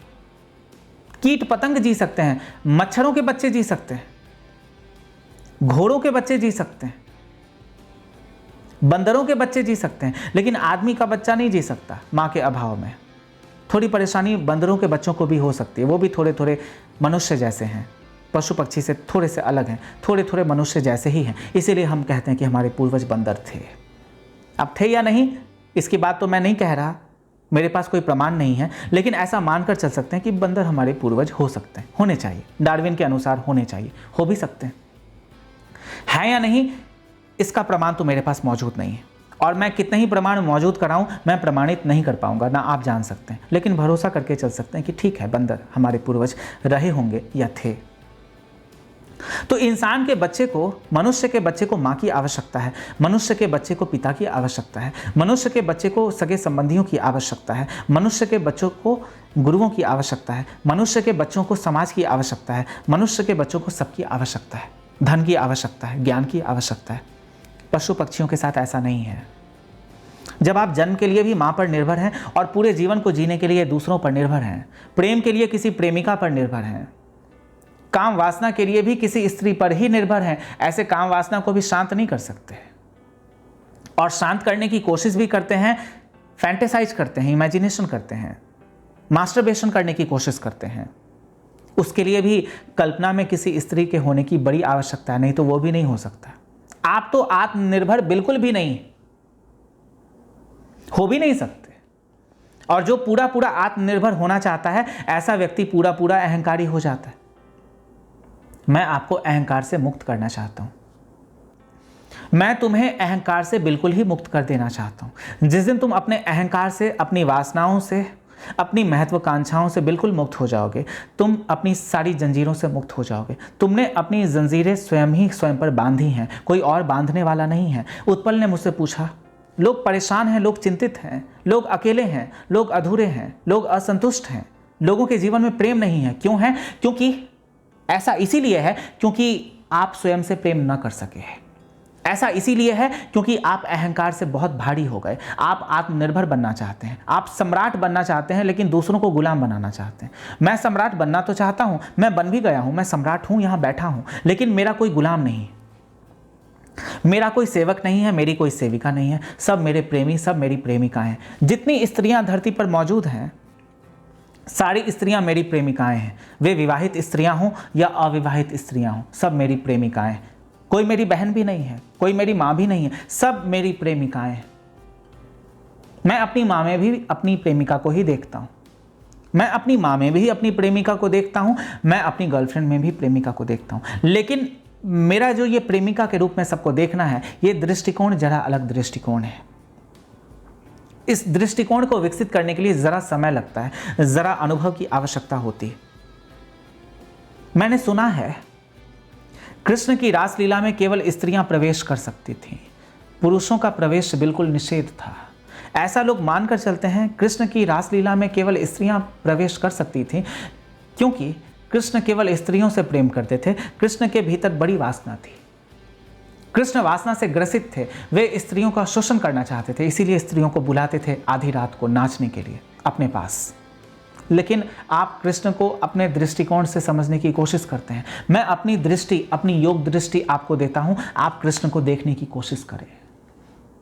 अगर आप कृष्ण के साथ नृत्य करना चाहते हैं और कृष्ण के साम्राज्य में प्रवेश करना चाहते हैं और कृष्ण से प्रेम करना चाहते हैं, आप पुरुष बनकर तो प्रेम नहीं कर सकते, आप पुरुष बनकर कृष्ण के साथ नाच भी नहीं सकते, आप पुरुष बनकर कृष्ण के साथ मुरली भी नहीं बजा सकते, आप पुरुष बनकर कृष्ण के साथ गीत भी नहीं गा सकते हैं। आपने कभी कृष्ण की तस्वीर देखी है? वे जरा जरा स्त्री जैसे दिखाई देते हैं, कृष्ण पुरुष जैसे नहीं दिखाई देते। जिसने भी कृष्ण की कल्पना की है, जिसने भी कृष्ण की तस्वीर बनाई है, कृष्ण की तस्वीर बिल्कुल स्त्रियों जैसी है। कृष्ण तो बिल्कुल पुरुष दिखाई नहीं देते। ऐसा क्यों? प्रेम के साम्राज्य में, भक्ति के साम्राज्य में, समर्पण के साम्राज्य में, ईश्वर के साम्राज्य में केवल स्त्री बनकर ही प्रवेश किया जा सकता है, पुरुष बनकर प्रवेश नहीं किया जा सकता।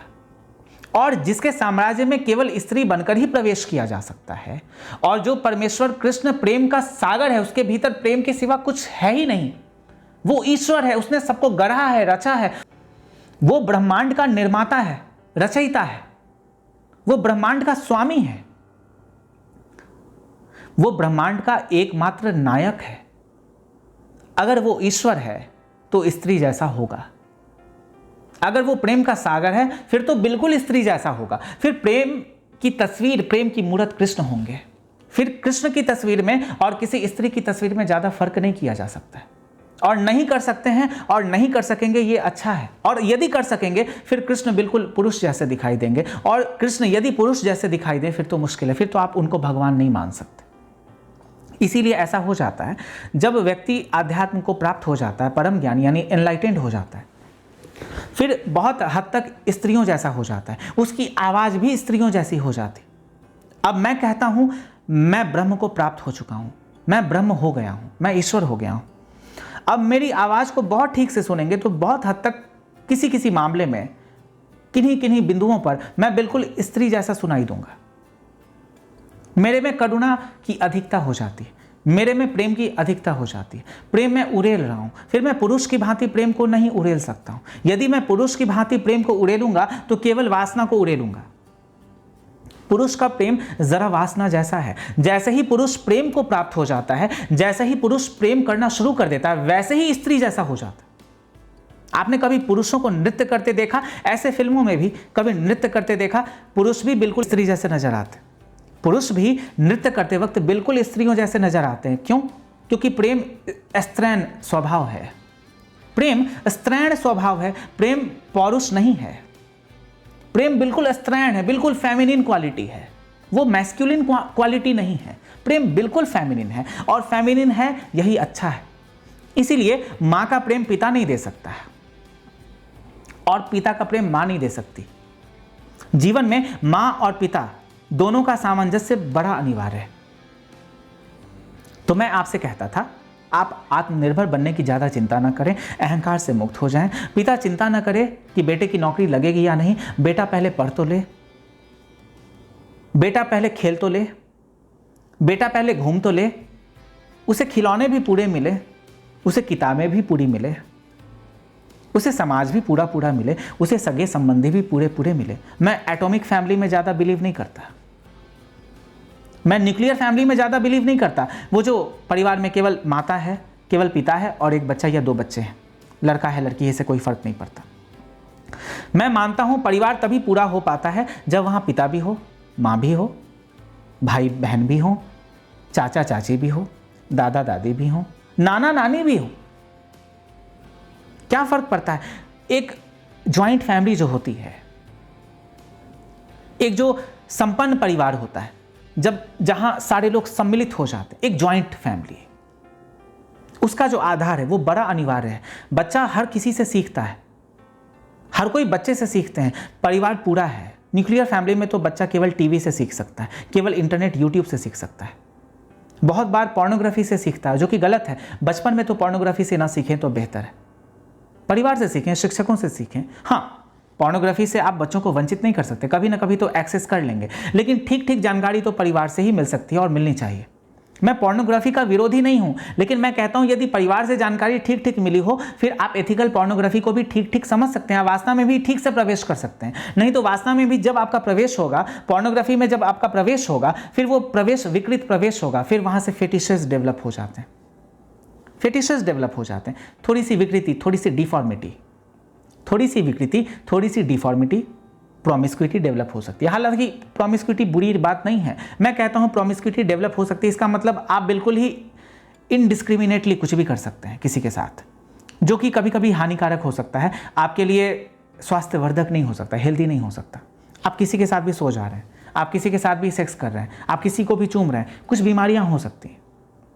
इसका ख्याल रखकर यदि काम करें फिर ठीक है। अगर आप इसका ख्याल नहीं रखते और आप कहते हैं कि भगवान शशि वासुदेव तो सेक्स का ही उपदेश देते हैं, संभोग से समाधि की बात करते हैं, मैं कहता हूं मैं बात करता हूं, लेकिन ये नहीं कहता कि किसी के साथ भी जाकर सो जाना।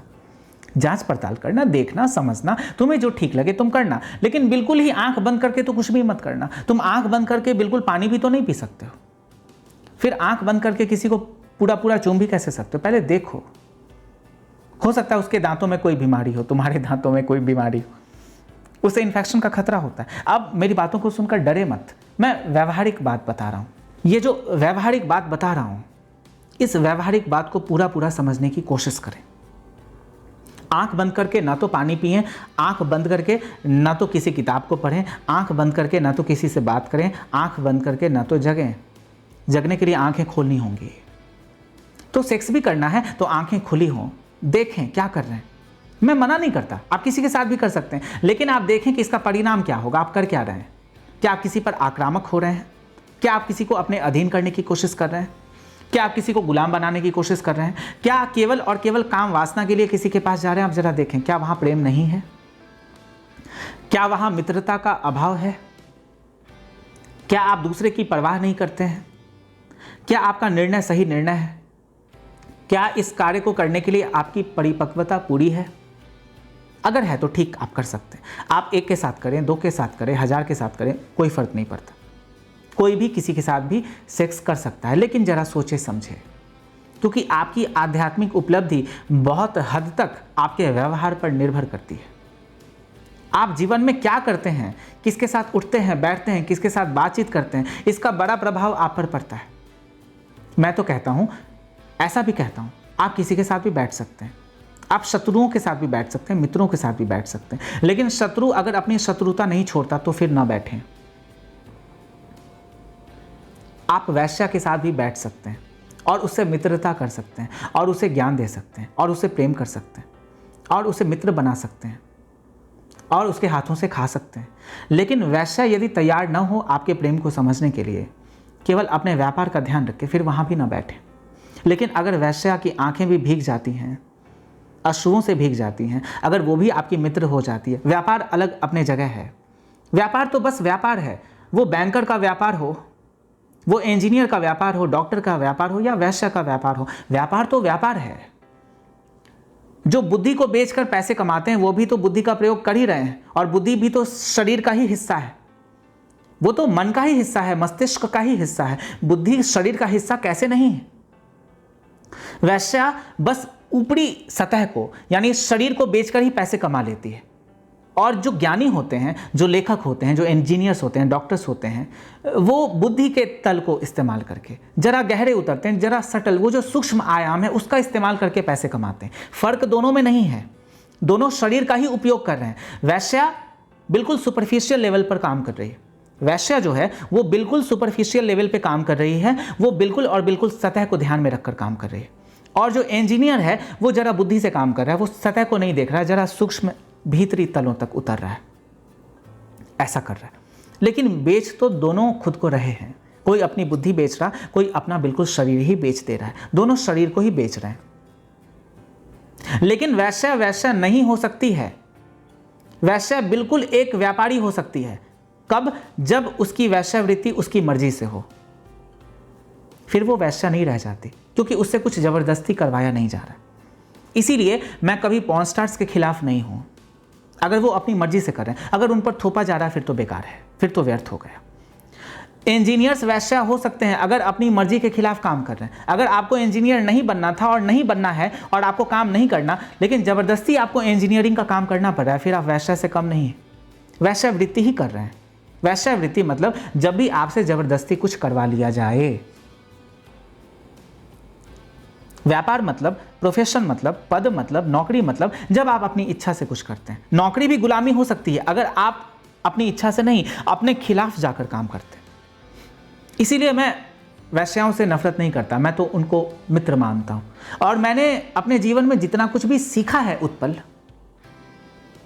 मैं संतों से कम सीख पाया, मैं ऋषि मुनियों से कम सीख पाया, मैं अपने शिक्षकों से कम सीख पाया, मैंने वैश्याओं से ज्यादा सीखा है।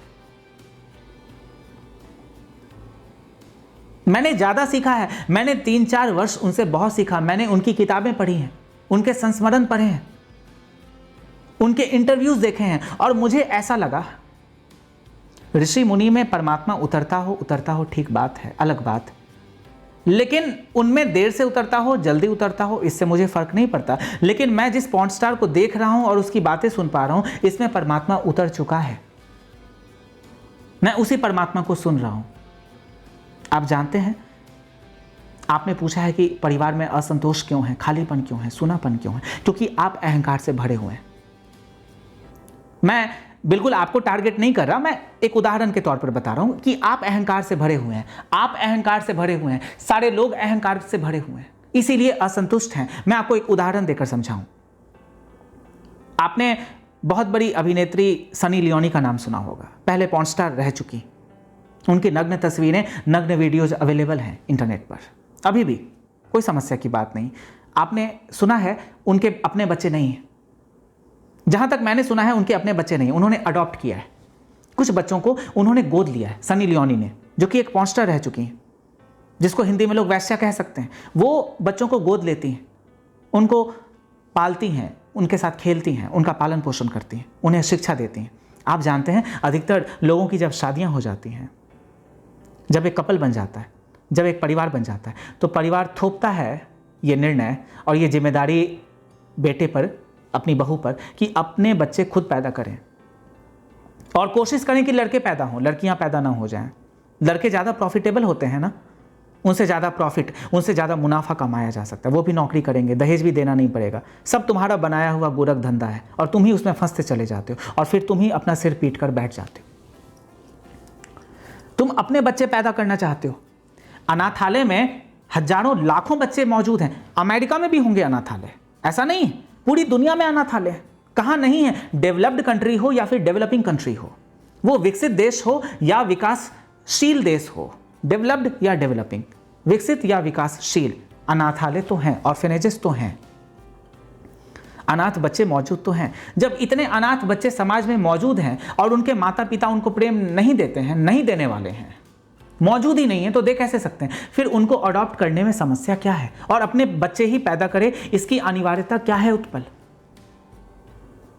क्या हम एक बच्चा गोद नहीं ले सकते? क्या हम उसे सीने से नहीं लगा सकते? क्या थोड़ी देर उसके साथ रो नहीं सकते इस दुख में कि इसको रोटी खिलाने वाला कोई इसका पिता नहीं, सिर्फ इसलिए कि इसको दुलार करने वाली इसकी कोई मां नहीं? मेरी तो मां नहीं थी बचपन में, मैंने जाना है कि मां का अभाव क्या होता है, मां की गैर मौजूदगी क्या होती है, मैंने जाना है, मैंने देखा, मैंने सीखा है, मैं काफी रोया हूं।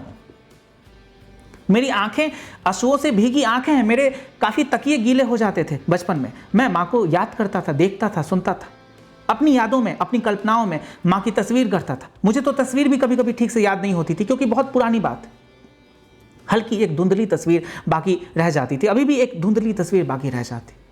अब मैंने अपने आप को ईश्वर कहा है, तो मैं उसको जरा और इंटेंसिफाई करने की कोशिश करता हूँ। फिर मैं माँ को देख पाता हूँ, उनसे बातचीत कर पाता हूँ, मैं बैठ पाता हूँ अपनी माँ के साथ। मैं अभी भी अपनी माँ के साथ बैठा हूँ, मैं अभी भी कृष्ण के साथ बैठा हूँ, मैं सबके साथ बैठा हूँ, मैं उस तल तक गया हूँ तब बैठ पाता हूँ। लेकिन मैं बचपन की बात बताऊँ, मैं माँ के अभाव में बड़ा पीड़ित था, बड़ा दुखी था। आप कहते हैं अशांत था, मैं अशांत था, आप अपने जीवन में अशांत थे। आप अपना भी उदाहरण देते हैं, आप भी अशांत रहे होंगे, लोग भी अशांत रहते हैं, सब अशांत। मैं भी अशांत था बचपन में, अब तो शांत हूं, लेकिन बचपन में तो अशांत था लोगों के कारण। मैं कहता था आप एक बच्चा अडॉप्ट नहीं कर सकते हैं, एक बच्चे को गोद नहीं ले सकते हैं, और आप अपने आप को संस्कारी कहते हैं। बड़ा विरोधाभास है, it's very paradoxical, it is highly paradoxical, it is completely unbelievable. Such a spiritually developed society like India, here people cannot adopt an orphan child. It is so ridiculous. It is so difficult to believe. It is completely unacceptable. It is anti-social. Because for a society to be as evolved spiritually as India is, it is mandatory and it is completely expected from the people that they will adopt some children and give them a better lifestyle and give them as much love as possible. वो उनसे प्रेम करेंगे, वो उनको adopt करेंगे, वो उन्हें दुलार करेंगे, वो उनके साथ रोएंगे, वो उनको रोटी खिलाएंगे, वो उनके साथ खेलेंगे। ऐसी अपेक्षा एक विकसित, आध्यात्मिक रूप से विकसित समाज, भारतीय समाज से ऐसी अपेक्षा की जा सकती है, लेकिन ऐसा नहीं हो रहा है। आप अपने आप को संस्कृति से भरा कहते हैं, आप अपने आप को संस्कारी कहते हैं, आप अपने आप को धार्मिक, आध्यात्मिक, ज्ञानी कहते हैं, लेकिन सनी लियोनी ने जो कर दिया है वो साधारण से साधारण, असाधारण परिवार भी नहीं कर सकता है। मैं आपसे कहता हूं, सनी लियोनी ने जो किया है बच्चों को गोद लेकर, वो साधारण से साधारण परिवार या फिर असाधारण से भी असाधारण परिवार नहीं कर सकता है। क्या मैं झूठ कह रहा हूं? ब्राह्मण परिवार हो या फिर क्षत्रिय का परिवार हो या फिर किसी और जाति का परिवार हो, मैं तो जातिवाद में जरा भी विश्वास नहीं रखता, वो हिंदू का परिवार हो या मुसलमान का हो या क्रिश्चियन का हो या सिख का हो या बौद्ध का हो या जैन का हो, लोग बच्चों को गोद नहीं लेना चाहते। वे कहते हैं इसका धर्म क्या रहा होगा, इसकी जाति क्या होगी, इसकी मां कौन रही होगी, कहीं कोई वैश्या तो नहीं थी, इसका पिता कौन रहा होगा, कहीं कोई चोर तो नहीं था, कहीं कोई आतंकवादी तो नहीं था, हम कैसे इस पर भरोसा करें, ये मेरा खून तो नहीं। अरे तुम्हारा खून, तुम्हारे खून में ऐसा है क्यों जो तुम्हें इस बात पर विश्वास करने को मजबूर करता है कि तुम्हारा खून ही सब में होना चाहिए? तुम्हारे खून में ऐसी कौन सी चीज है, तुम्हारे रक्त में ऐसा क्यों है जो तुम मजबूर हो? तुम्हारे रक्त में ऐसा क्या है जो तुम मजबूर हो? तुम अपने रक्त को ही क्यों फैलाना चाहते हो?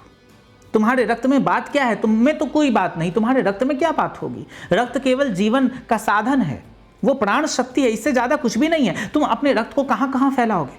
तुम्हारा खून होना चाहिए, हाथ काट लो और खून फैला दो हर जगह, तुम्हारा खून हो जाएगा। क्या खोखली बातें हैं। हमारे बच्चे होने चाहिए, तुम हाथ काट लो, खून फैला लो, हर जगह रक्त ही रक्त हो जाएगा। क्या इससे तुम संतुष्ट हो सकते हो? नहीं हो सकते। तुम्हारी अपनी संतान तुम्हें वृद्धाश्रम भेज सकती है, गोद ली हुई संतान तुम्हें हृदय से लगा सकती है, ऐसी बात भी हो जाती है। मैंने ऐसा देखा है, जिस संतान को गोद लिया गया वो संतान वृद्धावस्था में, जब माता पिता बूढ़े हो जाते हैं, संतान हृदय से लगाती है, गोद ली हुई संतान, और अपनी संतान मां को धक्का देकर छत से नीचे गिरा देती। ऐसा हो जाता है। ये सच बात है। मैं तुमसे कहूं, तुम अपने आप को आध्यात्मिक कहते हो, वैश्याओं को अधार्मिक और असत्य पर चलने वाला कहते हो, लेकिन एक पॉर्न स्टार रही सनी लियोनी बच्चे को गोद ले लेती है, उसको दुलार कर सकती है, उसके साथ खेल सकती है, उसका लालन पालन कर सकती है। और तुम ब्राह्मण परिवार में पैदा हुए नालायक, तुम एक बच्चे को गोद नहीं ले सकते। तुम्हारा यही सामर्थ्य है, तुम कुछ नहीं कर सकते। और तुम कहते हो मैं असंतुष्ट हूं, मैं अशांत हूं, मैं दुखी हूं, मैं पीड़ित हूं, मैं रोगी हूं, मुझे किसी पर विश्वास नहीं होता, कोई मुझ पर विश्वास नहीं करता, मैं किसी पर श्रद्धा नहीं कर सकता, कोई मुझ पर श्रद्धा नहीं करता, मैं नास्तिक हो गया हूं, मुझे ईश्वर दिखाई नहीं देता, मैं ध्यान नहीं कर पाता, मेरे काम का बोझ बढ़ता चला जा रहा है, मेरी पत्नी मुझ पर विश्वास नहीं करती, मेरी पत्नी मेरी बात सुनती नहीं है, मेरे बच्चे मुझ पर विश्वास नहीं करते, मेरे बच्चे मेरी बात सुनते नहीं हैं, मुझ पर समाज विश्वास नहीं करता, सब मेरे शत्रु बने बैठे हैं, मैं अशांत हूं, मैं पागल हूं, मेरी बात बॉस तक नहीं सुनता, मेरी बात मैं खुद भी नहीं सुनता हूं, मैं आईने के सामने जाता हूं तो बिल्कुल निराश हो जाता हूं, अपने आप को देखता हूं तो बिल्कुल अंधकार से भर जाता हूं, मैं अपना सामना नहीं कर पाता, मैं कल कुछ करने की सोचता हूं, आज भूल जाता हूं, आज कुछ करने की सोचता हूं, अभी भूल जाता हूं, मैं क्या करूं? मैं कहता हूं अहंकार को छोड़ो। मैं कहता हूं तुम्हारे ही बच्चे हो और तुम्हारी संतान हो और तुम्हारा खून हो, इस बात को छोड़ो। मैं कहता हूं तुम शांत होना चाहते हो, तुम अभी हो जाओ, तुम मेरे पास आ गए हो, तुम मेरे पास बैठ जाओ। तुम आनंदित होना चाहते हो, तुम अभी हो जाओ, तुम अभी जरा बागीचे में बैठ जाओ और फूलों की सुगंध लेने की कोशिश करो, पूरी गहराई से लेने की कोशिश करो और सारे गुलाबों को, सारे फूल पौधों को अपने गले से लगा लो। और तुम आनंदित नहीं होगे और तुम शांत नहीं होगे, इसकी कोई गारंटी नहीं। तुम सारे गुलाबों को, सारे बागीचों को, सारे पेड़ पौधों को गले से लगा लो और तुम शांत नहीं होगे, प्रेम से नहीं भरोगे, तुम आनंदित नहीं होगे, ऐसा तो हो नहीं सकता। संभावना तो 100% से ज्यादा है तुम बिल्कुल आनंद से ही भर जाओगे। तुम आकाश को ऐसे निश्चल भावना से, आकाश की तरफ देखो जरा, तुम हवाओं में जरा डूबने की कोशिश करो, हवाओं में जरा तैरने की कोशिश करो और तुम शीतलता से नहीं भर जाओगे, ऐसा बिल्कुल नहीं होगा।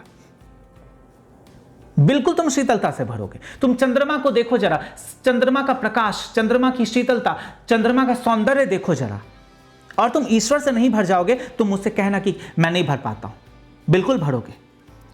कहने की तो कोई नौबत ही नहीं आएगी कि मैं ईश्वर से नहीं भरता हूं। तुम जरा बच्चे के साथ खेलकर तो देखो, तुम एक अनाथालय जाकर तो देखो, वहां अनाथालय में कुछ बच्चों को कुछ चिप्स, कुछ चॉकलेट्स, उन बच्चों को कुछ रोटियां, उन बच्चों को 2 मिनट अपने घर लेकर आकर तो देखो। अगर तुम उन बच्चों को 2 मिनट के लिए अपने घर लेकर आओगे, उसके बाद अनाथालय न भेज सकोगे। मैं तुमसे कहता हूं तुम अनाथालय से 4 बच्चों को अपने घर ले आओ और थोड़ी देर अपने घर में रखो, 2 मिनट ही रखो। 2 मिनट के बाद तुम उन्हें अनाथालय नहीं भेज पाओगे, तुम्हारा प्रेम इतना सघन हो जाएगा। लेकिन तुम हकीकत से प्रेम से भाग रहे हो, तुम बच्चों से भाग रहे हो, तुम ममता से भाग रहे हो, तुम मातृत्व से भाग रहे हो, तुम ईश्वर से भाग रहे हो, तुम अपने आप से भाग रहे हो, इसीलिए तुम असंतुष्ट हो। नहीं तो जहां बच्चे होंगे वहां तो प्रेम अपने आप ही उत्पन्न हो जाता है।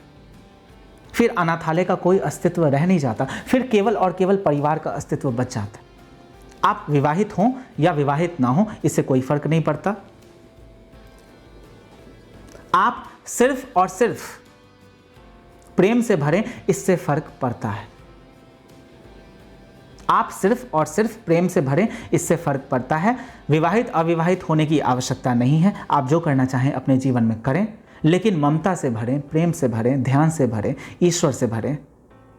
अगर आप बहुत संस्कारी नहीं हो सकते और ऋषि मुनि जैसे नहीं हो सकते, कम से कम इतना तो काम कर ही सकते हैं जो काम सनी लियोनी करती है बच्चों को गोद लेकर। आप पॉर्न स्टार न बने उसकी तरह, ऐसा मैं नहीं कह रहा हूं। आप बनना चाहें तो बने, मैं आपको कैसे रोक सकता हूं। लेकिन कम से कम ये जो अच्छा काम वो कर रही है, बहुत अच्छा काम कर रही है। और ये अच्छा काम कहने का अर्थ ये नहीं है कि उसका पॉर्न स्टार होना बेकार है, वो भी अपने मायने में एक ठीक काम है उसके लिए, क्योंकि उसकी स्वतंत्रता है, उसकी आज़ादी है, उसके निर्णय है, वो जो करना चाहे करे। वो आपको नहीं रोकती, आप क्या करें, आप उसको नहीं रोक सकते वो क्या करे। लेकिन वो जो एक कार्य करती है, बच्चों को गोद लेती है, कम से कम एक बच्चे को आप गोद लेकर अपना सामर्थ्य दिखला दें और ये प्रमाणित हो जाएगा, और ये प्रमाणित हो जाएगा कि आप जीवन में संतुष्ट और शांत हो सकते हैं। आपने पूछा इतनी संपन्नता है और लोग गरीबों जैसे रहते हैं, इतना पैसा है और लोग बिल्कुल पागल बने फिरते हैं। यही कारण है, अहंकार भारी है। अपना खून, हर किसी में अपना खून देखना चाहते हैं। खून बाद में देखें, दूसरे में अपनी छवि को देखें, दूसरे में ईश्वर की छवि को देखें, फिर सारी मुश्किलें हल हो जाती हैं। आपने पूछा संपन्नता के बारे में, आपने पूछा शांति अशांति के बारे में, आपने पूछा रिश्तों में इतनी गर्माहट नहीं है। मैंने सबके उत्तर दे दिए। रिश्तों में गर्माहट होगी कैसे? पिता चाहता है बेटा नौकर बन जाए, बेटा चाहता है उसका बेटा नौकर हो जाए, उसका बेटा चाहता है उसका बेटा नौकर हो जाए। ऐसे जो नौकरियां चली आ रही हैं, ऐसे जो गुलामी की प्रथा चली आ रही है, ऐसे तो लोग पागल ही होंगे। इससे ज़्यादा तो कुछ नहीं हो सकता उत्पल।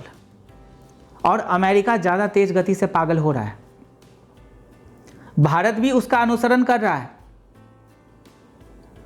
ऐसे ही हेडफोन्स लगाए लोग 24 घंटे बैठते हैं, क्या आपको मालूम है?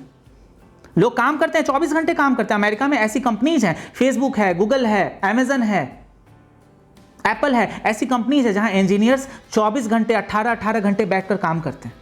मैंने सुना है भारत में एक बहुत बड़ी कंपनी है, मैं उसका नाम नहीं लूंगा, कहीं कोई कॉपीराइट स्ट्राइक ना आ जाए। मैं अपना सफ़र शुरू करता हूं उससे पहले ही कॉपीराइट स्ट्राइक आ जाए और मेरा चैनल बंद हो जाए, मैं ऐसा नहीं चाहता। तो यहाँ एक कंपनी है, एक एडटेक कंपनी है, शायद मैंने पढ़ा खबर में, न्यूज़ में मैंने पढ़ा। उस कंपनी में भीतर से दरवाजे बंद कर दिए जाते हैं ऑफिस के, ताकि जो कर्मचारी हैं बाहर ना निकल पाएं और पूरा काम करें, तभी वो दरवाजे खुलते हैं, तभी ताले खुलते हैं। अभी थोड़े दिनों पहले ये न्यूज़ में आया था, आपको मालूम भी हो सकता है। मैं नाम नहीं ले रहा कंपनी का, लेकिन आपको मालूम होगा एडटेक कंपनी है। क्या एडटेक कंपनी है? क्या एडटेक कंपनी है? मैं आपसे पूछ रहा हूं, क्या एडटेक कंपनी है? एजुकेशनल टेक्नोलॉजी की कोई कंपनी है जहां ऐसा हो गया है? केवल टेक्नोलॉजी की कंपनी है या फिर कोई एडटेक कंपनी है? मैं जरा पूछना चाहूंगा। I think it's edtech. Edtech ऐसी कंपनी, अब जो भी कंपनी है, लेकिन कंपनी तो है ही। वहाँ कर्मचारियों को बाहर नहीं निकलने दिया जाता, वहाँ भीतर से ताले लगाए जाते हैं। वो प्यून, वो जो क्लर्क है वहाँ, वो जो वॉचमैन है बैठा रहता है, वो ताले लगाता है। और जब काम पूरा हो जाए शाम को, तभी ताले खुलते हैं, नहीं तो शाम से पहले ना कोई भाग जाए, कहीं कोई रेजिग्नेशन देकर ना भाग जाए, कहीं कोई भाग जाए तो फिर कभी आए ही नहीं, पता नहीं क्या हो जाए। तो कंपनीज भी रिस्क नहीं लेना चाहती। तो मैं आपसे कहना चाहता हूं, ऐसा इसीलिए है क्योंकि भागदौड़ बहुत ज़्यादा है। अमेरिका तेज गति से पागलपन की तरफ भाग रहा है, भारत भी उसका अनुसरण कर रहा है। और ये भारत की घटना है, ये जो मैं कंपनी की बात बता रहा हूँ, ये भारत की घटना है, ये अमेरिका की घटना नहीं है। अमेरिका का हाल इससे बुरा होगा, मैं ऐसा मानकर चल रहा हूँ। मेरे बहुत सारे मित्र हैं, सन्यासी हैं, जो कनाडा में रहते हैं, अमेरिका में रहते हैं, ऑस्ट्रेलिया में रहते हैं। वे कहते हैं यहाँ का जीवन बस बाहर से ठीक लगता है, जब आप भीतर उतरते हैं, अंदर आते हैं, तो आपको मालूम पड़ता है यहाँ तो बड़ी गुलामी है। ये पूरी की पूरी सोसाइटी कैपिटलिस्टिक सोसाइटी है, यहाँ सोशलिज्म नाम की कोई चीज़ नहीं है।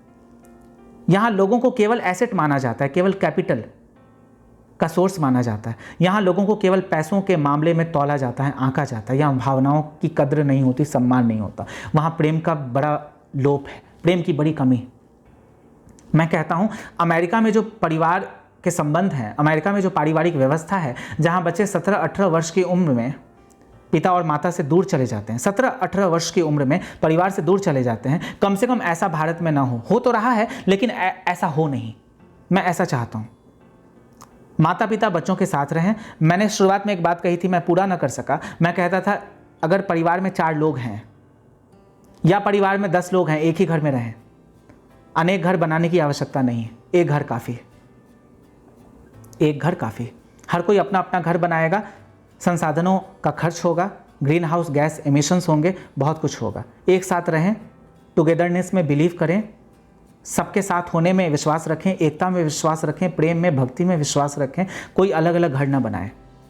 माँ अलग रह रही है, बेटा अलग रह रहा है, पति अलग रह रहा है, पत्नी अलग रह रही है, ऐसा ना हो, एक ही घर हो। अगर ज़्यादा लोग हो गए, खर्चा ज़्यादा हो रहा है, फिर आप 2 घर बना सकते हैं। लेकिन बेटा ना सोचे कि मैं अपना घर अलग बना लूँ और पिता से दूर चला जाऊँ। नहीं, बेटा अगर जहाँ भी जाए पिता को लेकर जाए और कोशिश करे पिता के घर में ही रहे। ऐसे रेंट पे रह सकता है, बड़ी आवश्यकता है तो एक घर बना सकता है, लेकिन मैं चाहूँगा बेटा पिता के साथ रहे, जहाँ भी रहे।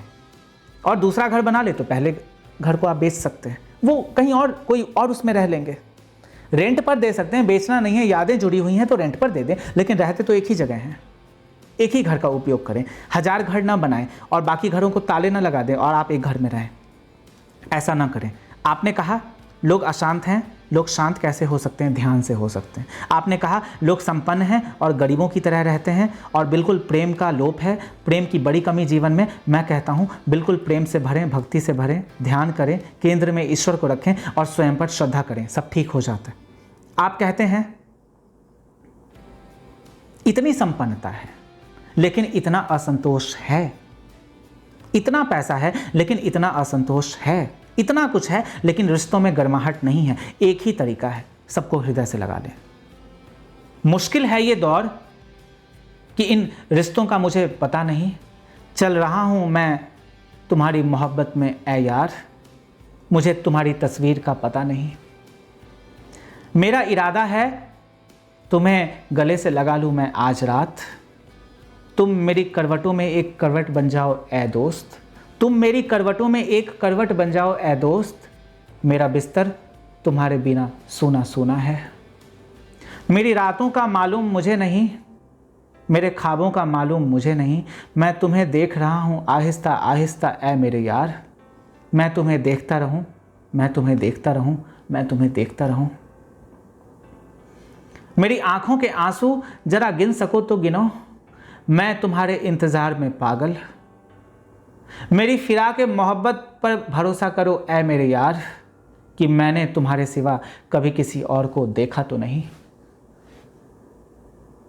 मैं बहुत बहुत धन्यवाद करूंगा उत्पल का। उत्पल आज यहाँ आए, आज उन्होंने मेरे साथ बातचीत की, मेरा इंटरव्यू लिया। मैं इनका बहुत बहुत धन्यवाद करूं। मैं अपने सभी दर्शकों का बहुत बहुत धन्यवाद करूं। इतनी देर तक उन्होंने पूरी वीडियो देखी है, यहाँ तक वे सफ़र करके आए हैं। मैं आप सभी को बहुत प्रेम दूं, बहुत आशीर्वाद दूं। मैं भगवान शशि वासुदेव आज आप सभी से इसी क्षण विदा लेता हूं ताकि कल फिर से आपसे मिल सकूं। बहुत जल्द कल या परसों फिर मिलेंगे एक नई वीडियो में, फिर से किसी और से बातचीत करेंगे, फिर से एक नया सत्संग लूँगा। बड़ा अच्छा लगेगा आपसे बातचीत करना, बड़ा अच्छा लगेगा आपके साथ ऐसे घंटों घंटों बैठना। मेरी छोटी वीडियोज़ बन नहीं पाती क्योंकि मैं बातें लंबी लंबी करता हूँ। बड़ी बड़ी बातें करने का मेरा शौक़, मैं छोटी बातें नहीं सोचता, नहीं करता, विराट बातें करता हूँ। तो विराट बातें करने के लिए 1-2 घंटा तो आपको रुकना पड़ेगा। विराट बातें समझने के लिए, सुनने के लिए 1-2 घंटे तो आपको इंतज़ार करना ही पड़ेगा, पूरी वीडियो देखनी पड़ेगी। मैं आप सभी से गुजारिश करूं कि आप हमारे चैनल को सब्सक्राइब करें, वीडियोज़ को लाइक करें, शेयर करें, और डोनेशंस के जो भी लिंक आपको मिल रहे हैं, जो भी UPI कोड आपको स्क्रीन पर दिखाई दे रहा है, उस पर डोनेट भी करें। मेरे जितने भी दर्शक हैं वे डोनेट करें, सहायता करें, ताकि वासुदेवपुरम आश्रम का जो निर्माण मैं कर रहा हूँ उसका निर्माण ठीक प्रकार से हो सके। उसके लिए बहुत सारे धन की आवश्यकता होगी, इसीलिए हम चाहते हैं कि अधिक से अधिक लोग जो मेरी वीडियोज़ को देखते हैं और इन्हें पसंद करते हैं, और जो मेरे विज़न को, मेरी फ़िलॉसफ़ी, मेरे दर्शन को, मेरी शिक्षा को ठीक समझते हैं, उसकी सराहना करते हैं, उससे लाभान्वित होते हैं, मैं चाहता हूँ वे डोनेट भी करें। तो डोनेशंस के सारे link, UPI ID, bank account details screen पर फ्लैश हो रहे हैं। आप अधिक से अधिक डोनेशंस करें। यदि आप 100 रुपये डोनेट कर सकते हैं तो 100 रुपये ही डोनेट करें। यदि आप 200 कर सकते हैं, 500 कर सकते हैं तो 500 ही करें। अगर आपका सामर्थ्य 5 लाख डोनेट करने का है, यदि आपका सामर्थ्य 5,000 या 10,000 या 50,000 या 5 करोड़ या 10 करोड़ डोनेट करने का आपका सामर्थ्य है तो आप उतना भी कर सकते हैं। अगर आप मुझे अपनी सारी जायदाद, सारी ज़मीनें देना चाहते हैं, यदि आप मुझे अपनी सारी संपत्ति देना चाहते हैं, यदि आप मुझे सब कुछ अपना अर्पित समर्पित न्यौछावर कर देना चाहते हैं मुझ पर, उसकी भी पूरी स्वतंत्रता है। आप मेरे नाम अपनी सारी ज़मीन, जायदाद, संपत्ति, बैंक अकाउंट सब कर दें, मैं सब आपसे ले लूँगा। आपकी जेब भी खाली हो जाएगी, आपका बैंक अकाउंट भी खाली हो जाएगा, सारी ज़मीन मैं ले लूँगा, वहाँ आश्रम बनवा लूँगा और आपको हृदय से लगा लूँगा। मैं आपको बहुत गहरे में हृदय से लगा लूँगा और आप सारा बोझ छोड़कर मेरे पास आ जाएं, मैं आपको आपके सारे बोझ से रिक्त कर दूँगा। सारी संपत्ति मेरे नाम कर दीजिए, यदि आप कर सकते हैं। यदि नहीं कर सकते हैं फिर कोई बात नहीं, लेकिन मैं तो चाहता हूँ सब ले लूँ, क्योंकि मेरे पास जो कुछ भी है सब दे रहा हूँ। बहुत लोग मुझे लालची कहते हैं, लेकिन मैं हूँ नहीं, और शायद हूँ भी, लेकिन मैं कर क्या सकता हूँ। ये परम लालच है। मैं तुम्हें चाहता हूँ, मैं तुम्हें बुलाना चाहता हूँ। मैं नहीं चाहता तुम मेरे पास ऐसे बोझ तले दबे आओ, मैं चाहता हूँ पूरे ही खाली खाली आओ। तो सारी जायदाद, संपत्ति, धन संपत्ति, हीरे जवाहरात, धन संपत्ति, जो कुछ भी तुम्हारे पास है सब मुझे समर्पित कर दो, सब मुझे दान दे दो। मैं सब स्वीकार कर लूँगा और मैं तुम्हें भी स्वीकार कर लूँगा। यदि तुम्हारे पास एक पैसा भी नहीं है फिर भी तुम मुझसे कह सकते हो, मैं तुम्हें वैसे ही स्वीकार कर लूँगा। और याद रखना, जिसके पास पैसे हैं वो केवल धनी हो सकता है, अमीर हो जाए तभी हो जाएगा जब किसी आध्यात्मिक लक्ष्य की सिद्धि के लिए अपना योगदान देगा। ऐसा हो जाता है कुछ लोग पैसों से तो गरीब होते हैं लेकिन वे गरीब नहीं अमीर हो जाते हैं, क्योंकि वे आध्यात्म के लिए, ईश्वर के लिए कुछ कर गुजरने की शक्ति रखते हैं। तो ऐसे लोग मौजूद हैं और ऐसे लोगों की संख्या बहुत है, ऐसा भी है, और अमीरों की संख्या बहुत है, ऐसा भी है, धनवानों की संख्या बहुत है, ऐसा भी है। इन्हीं शब्दों के साथ आज मैं अपने शब्दों को विराम दूंगा। आप सभी से बातचीत करके बहुत अच्छा लगा। फिर मिलते हैं कभी किसी और वीडियो में। आपका बहुत बहुत धन्यवाद मुझे सुनने के लिए। आज इतना ही।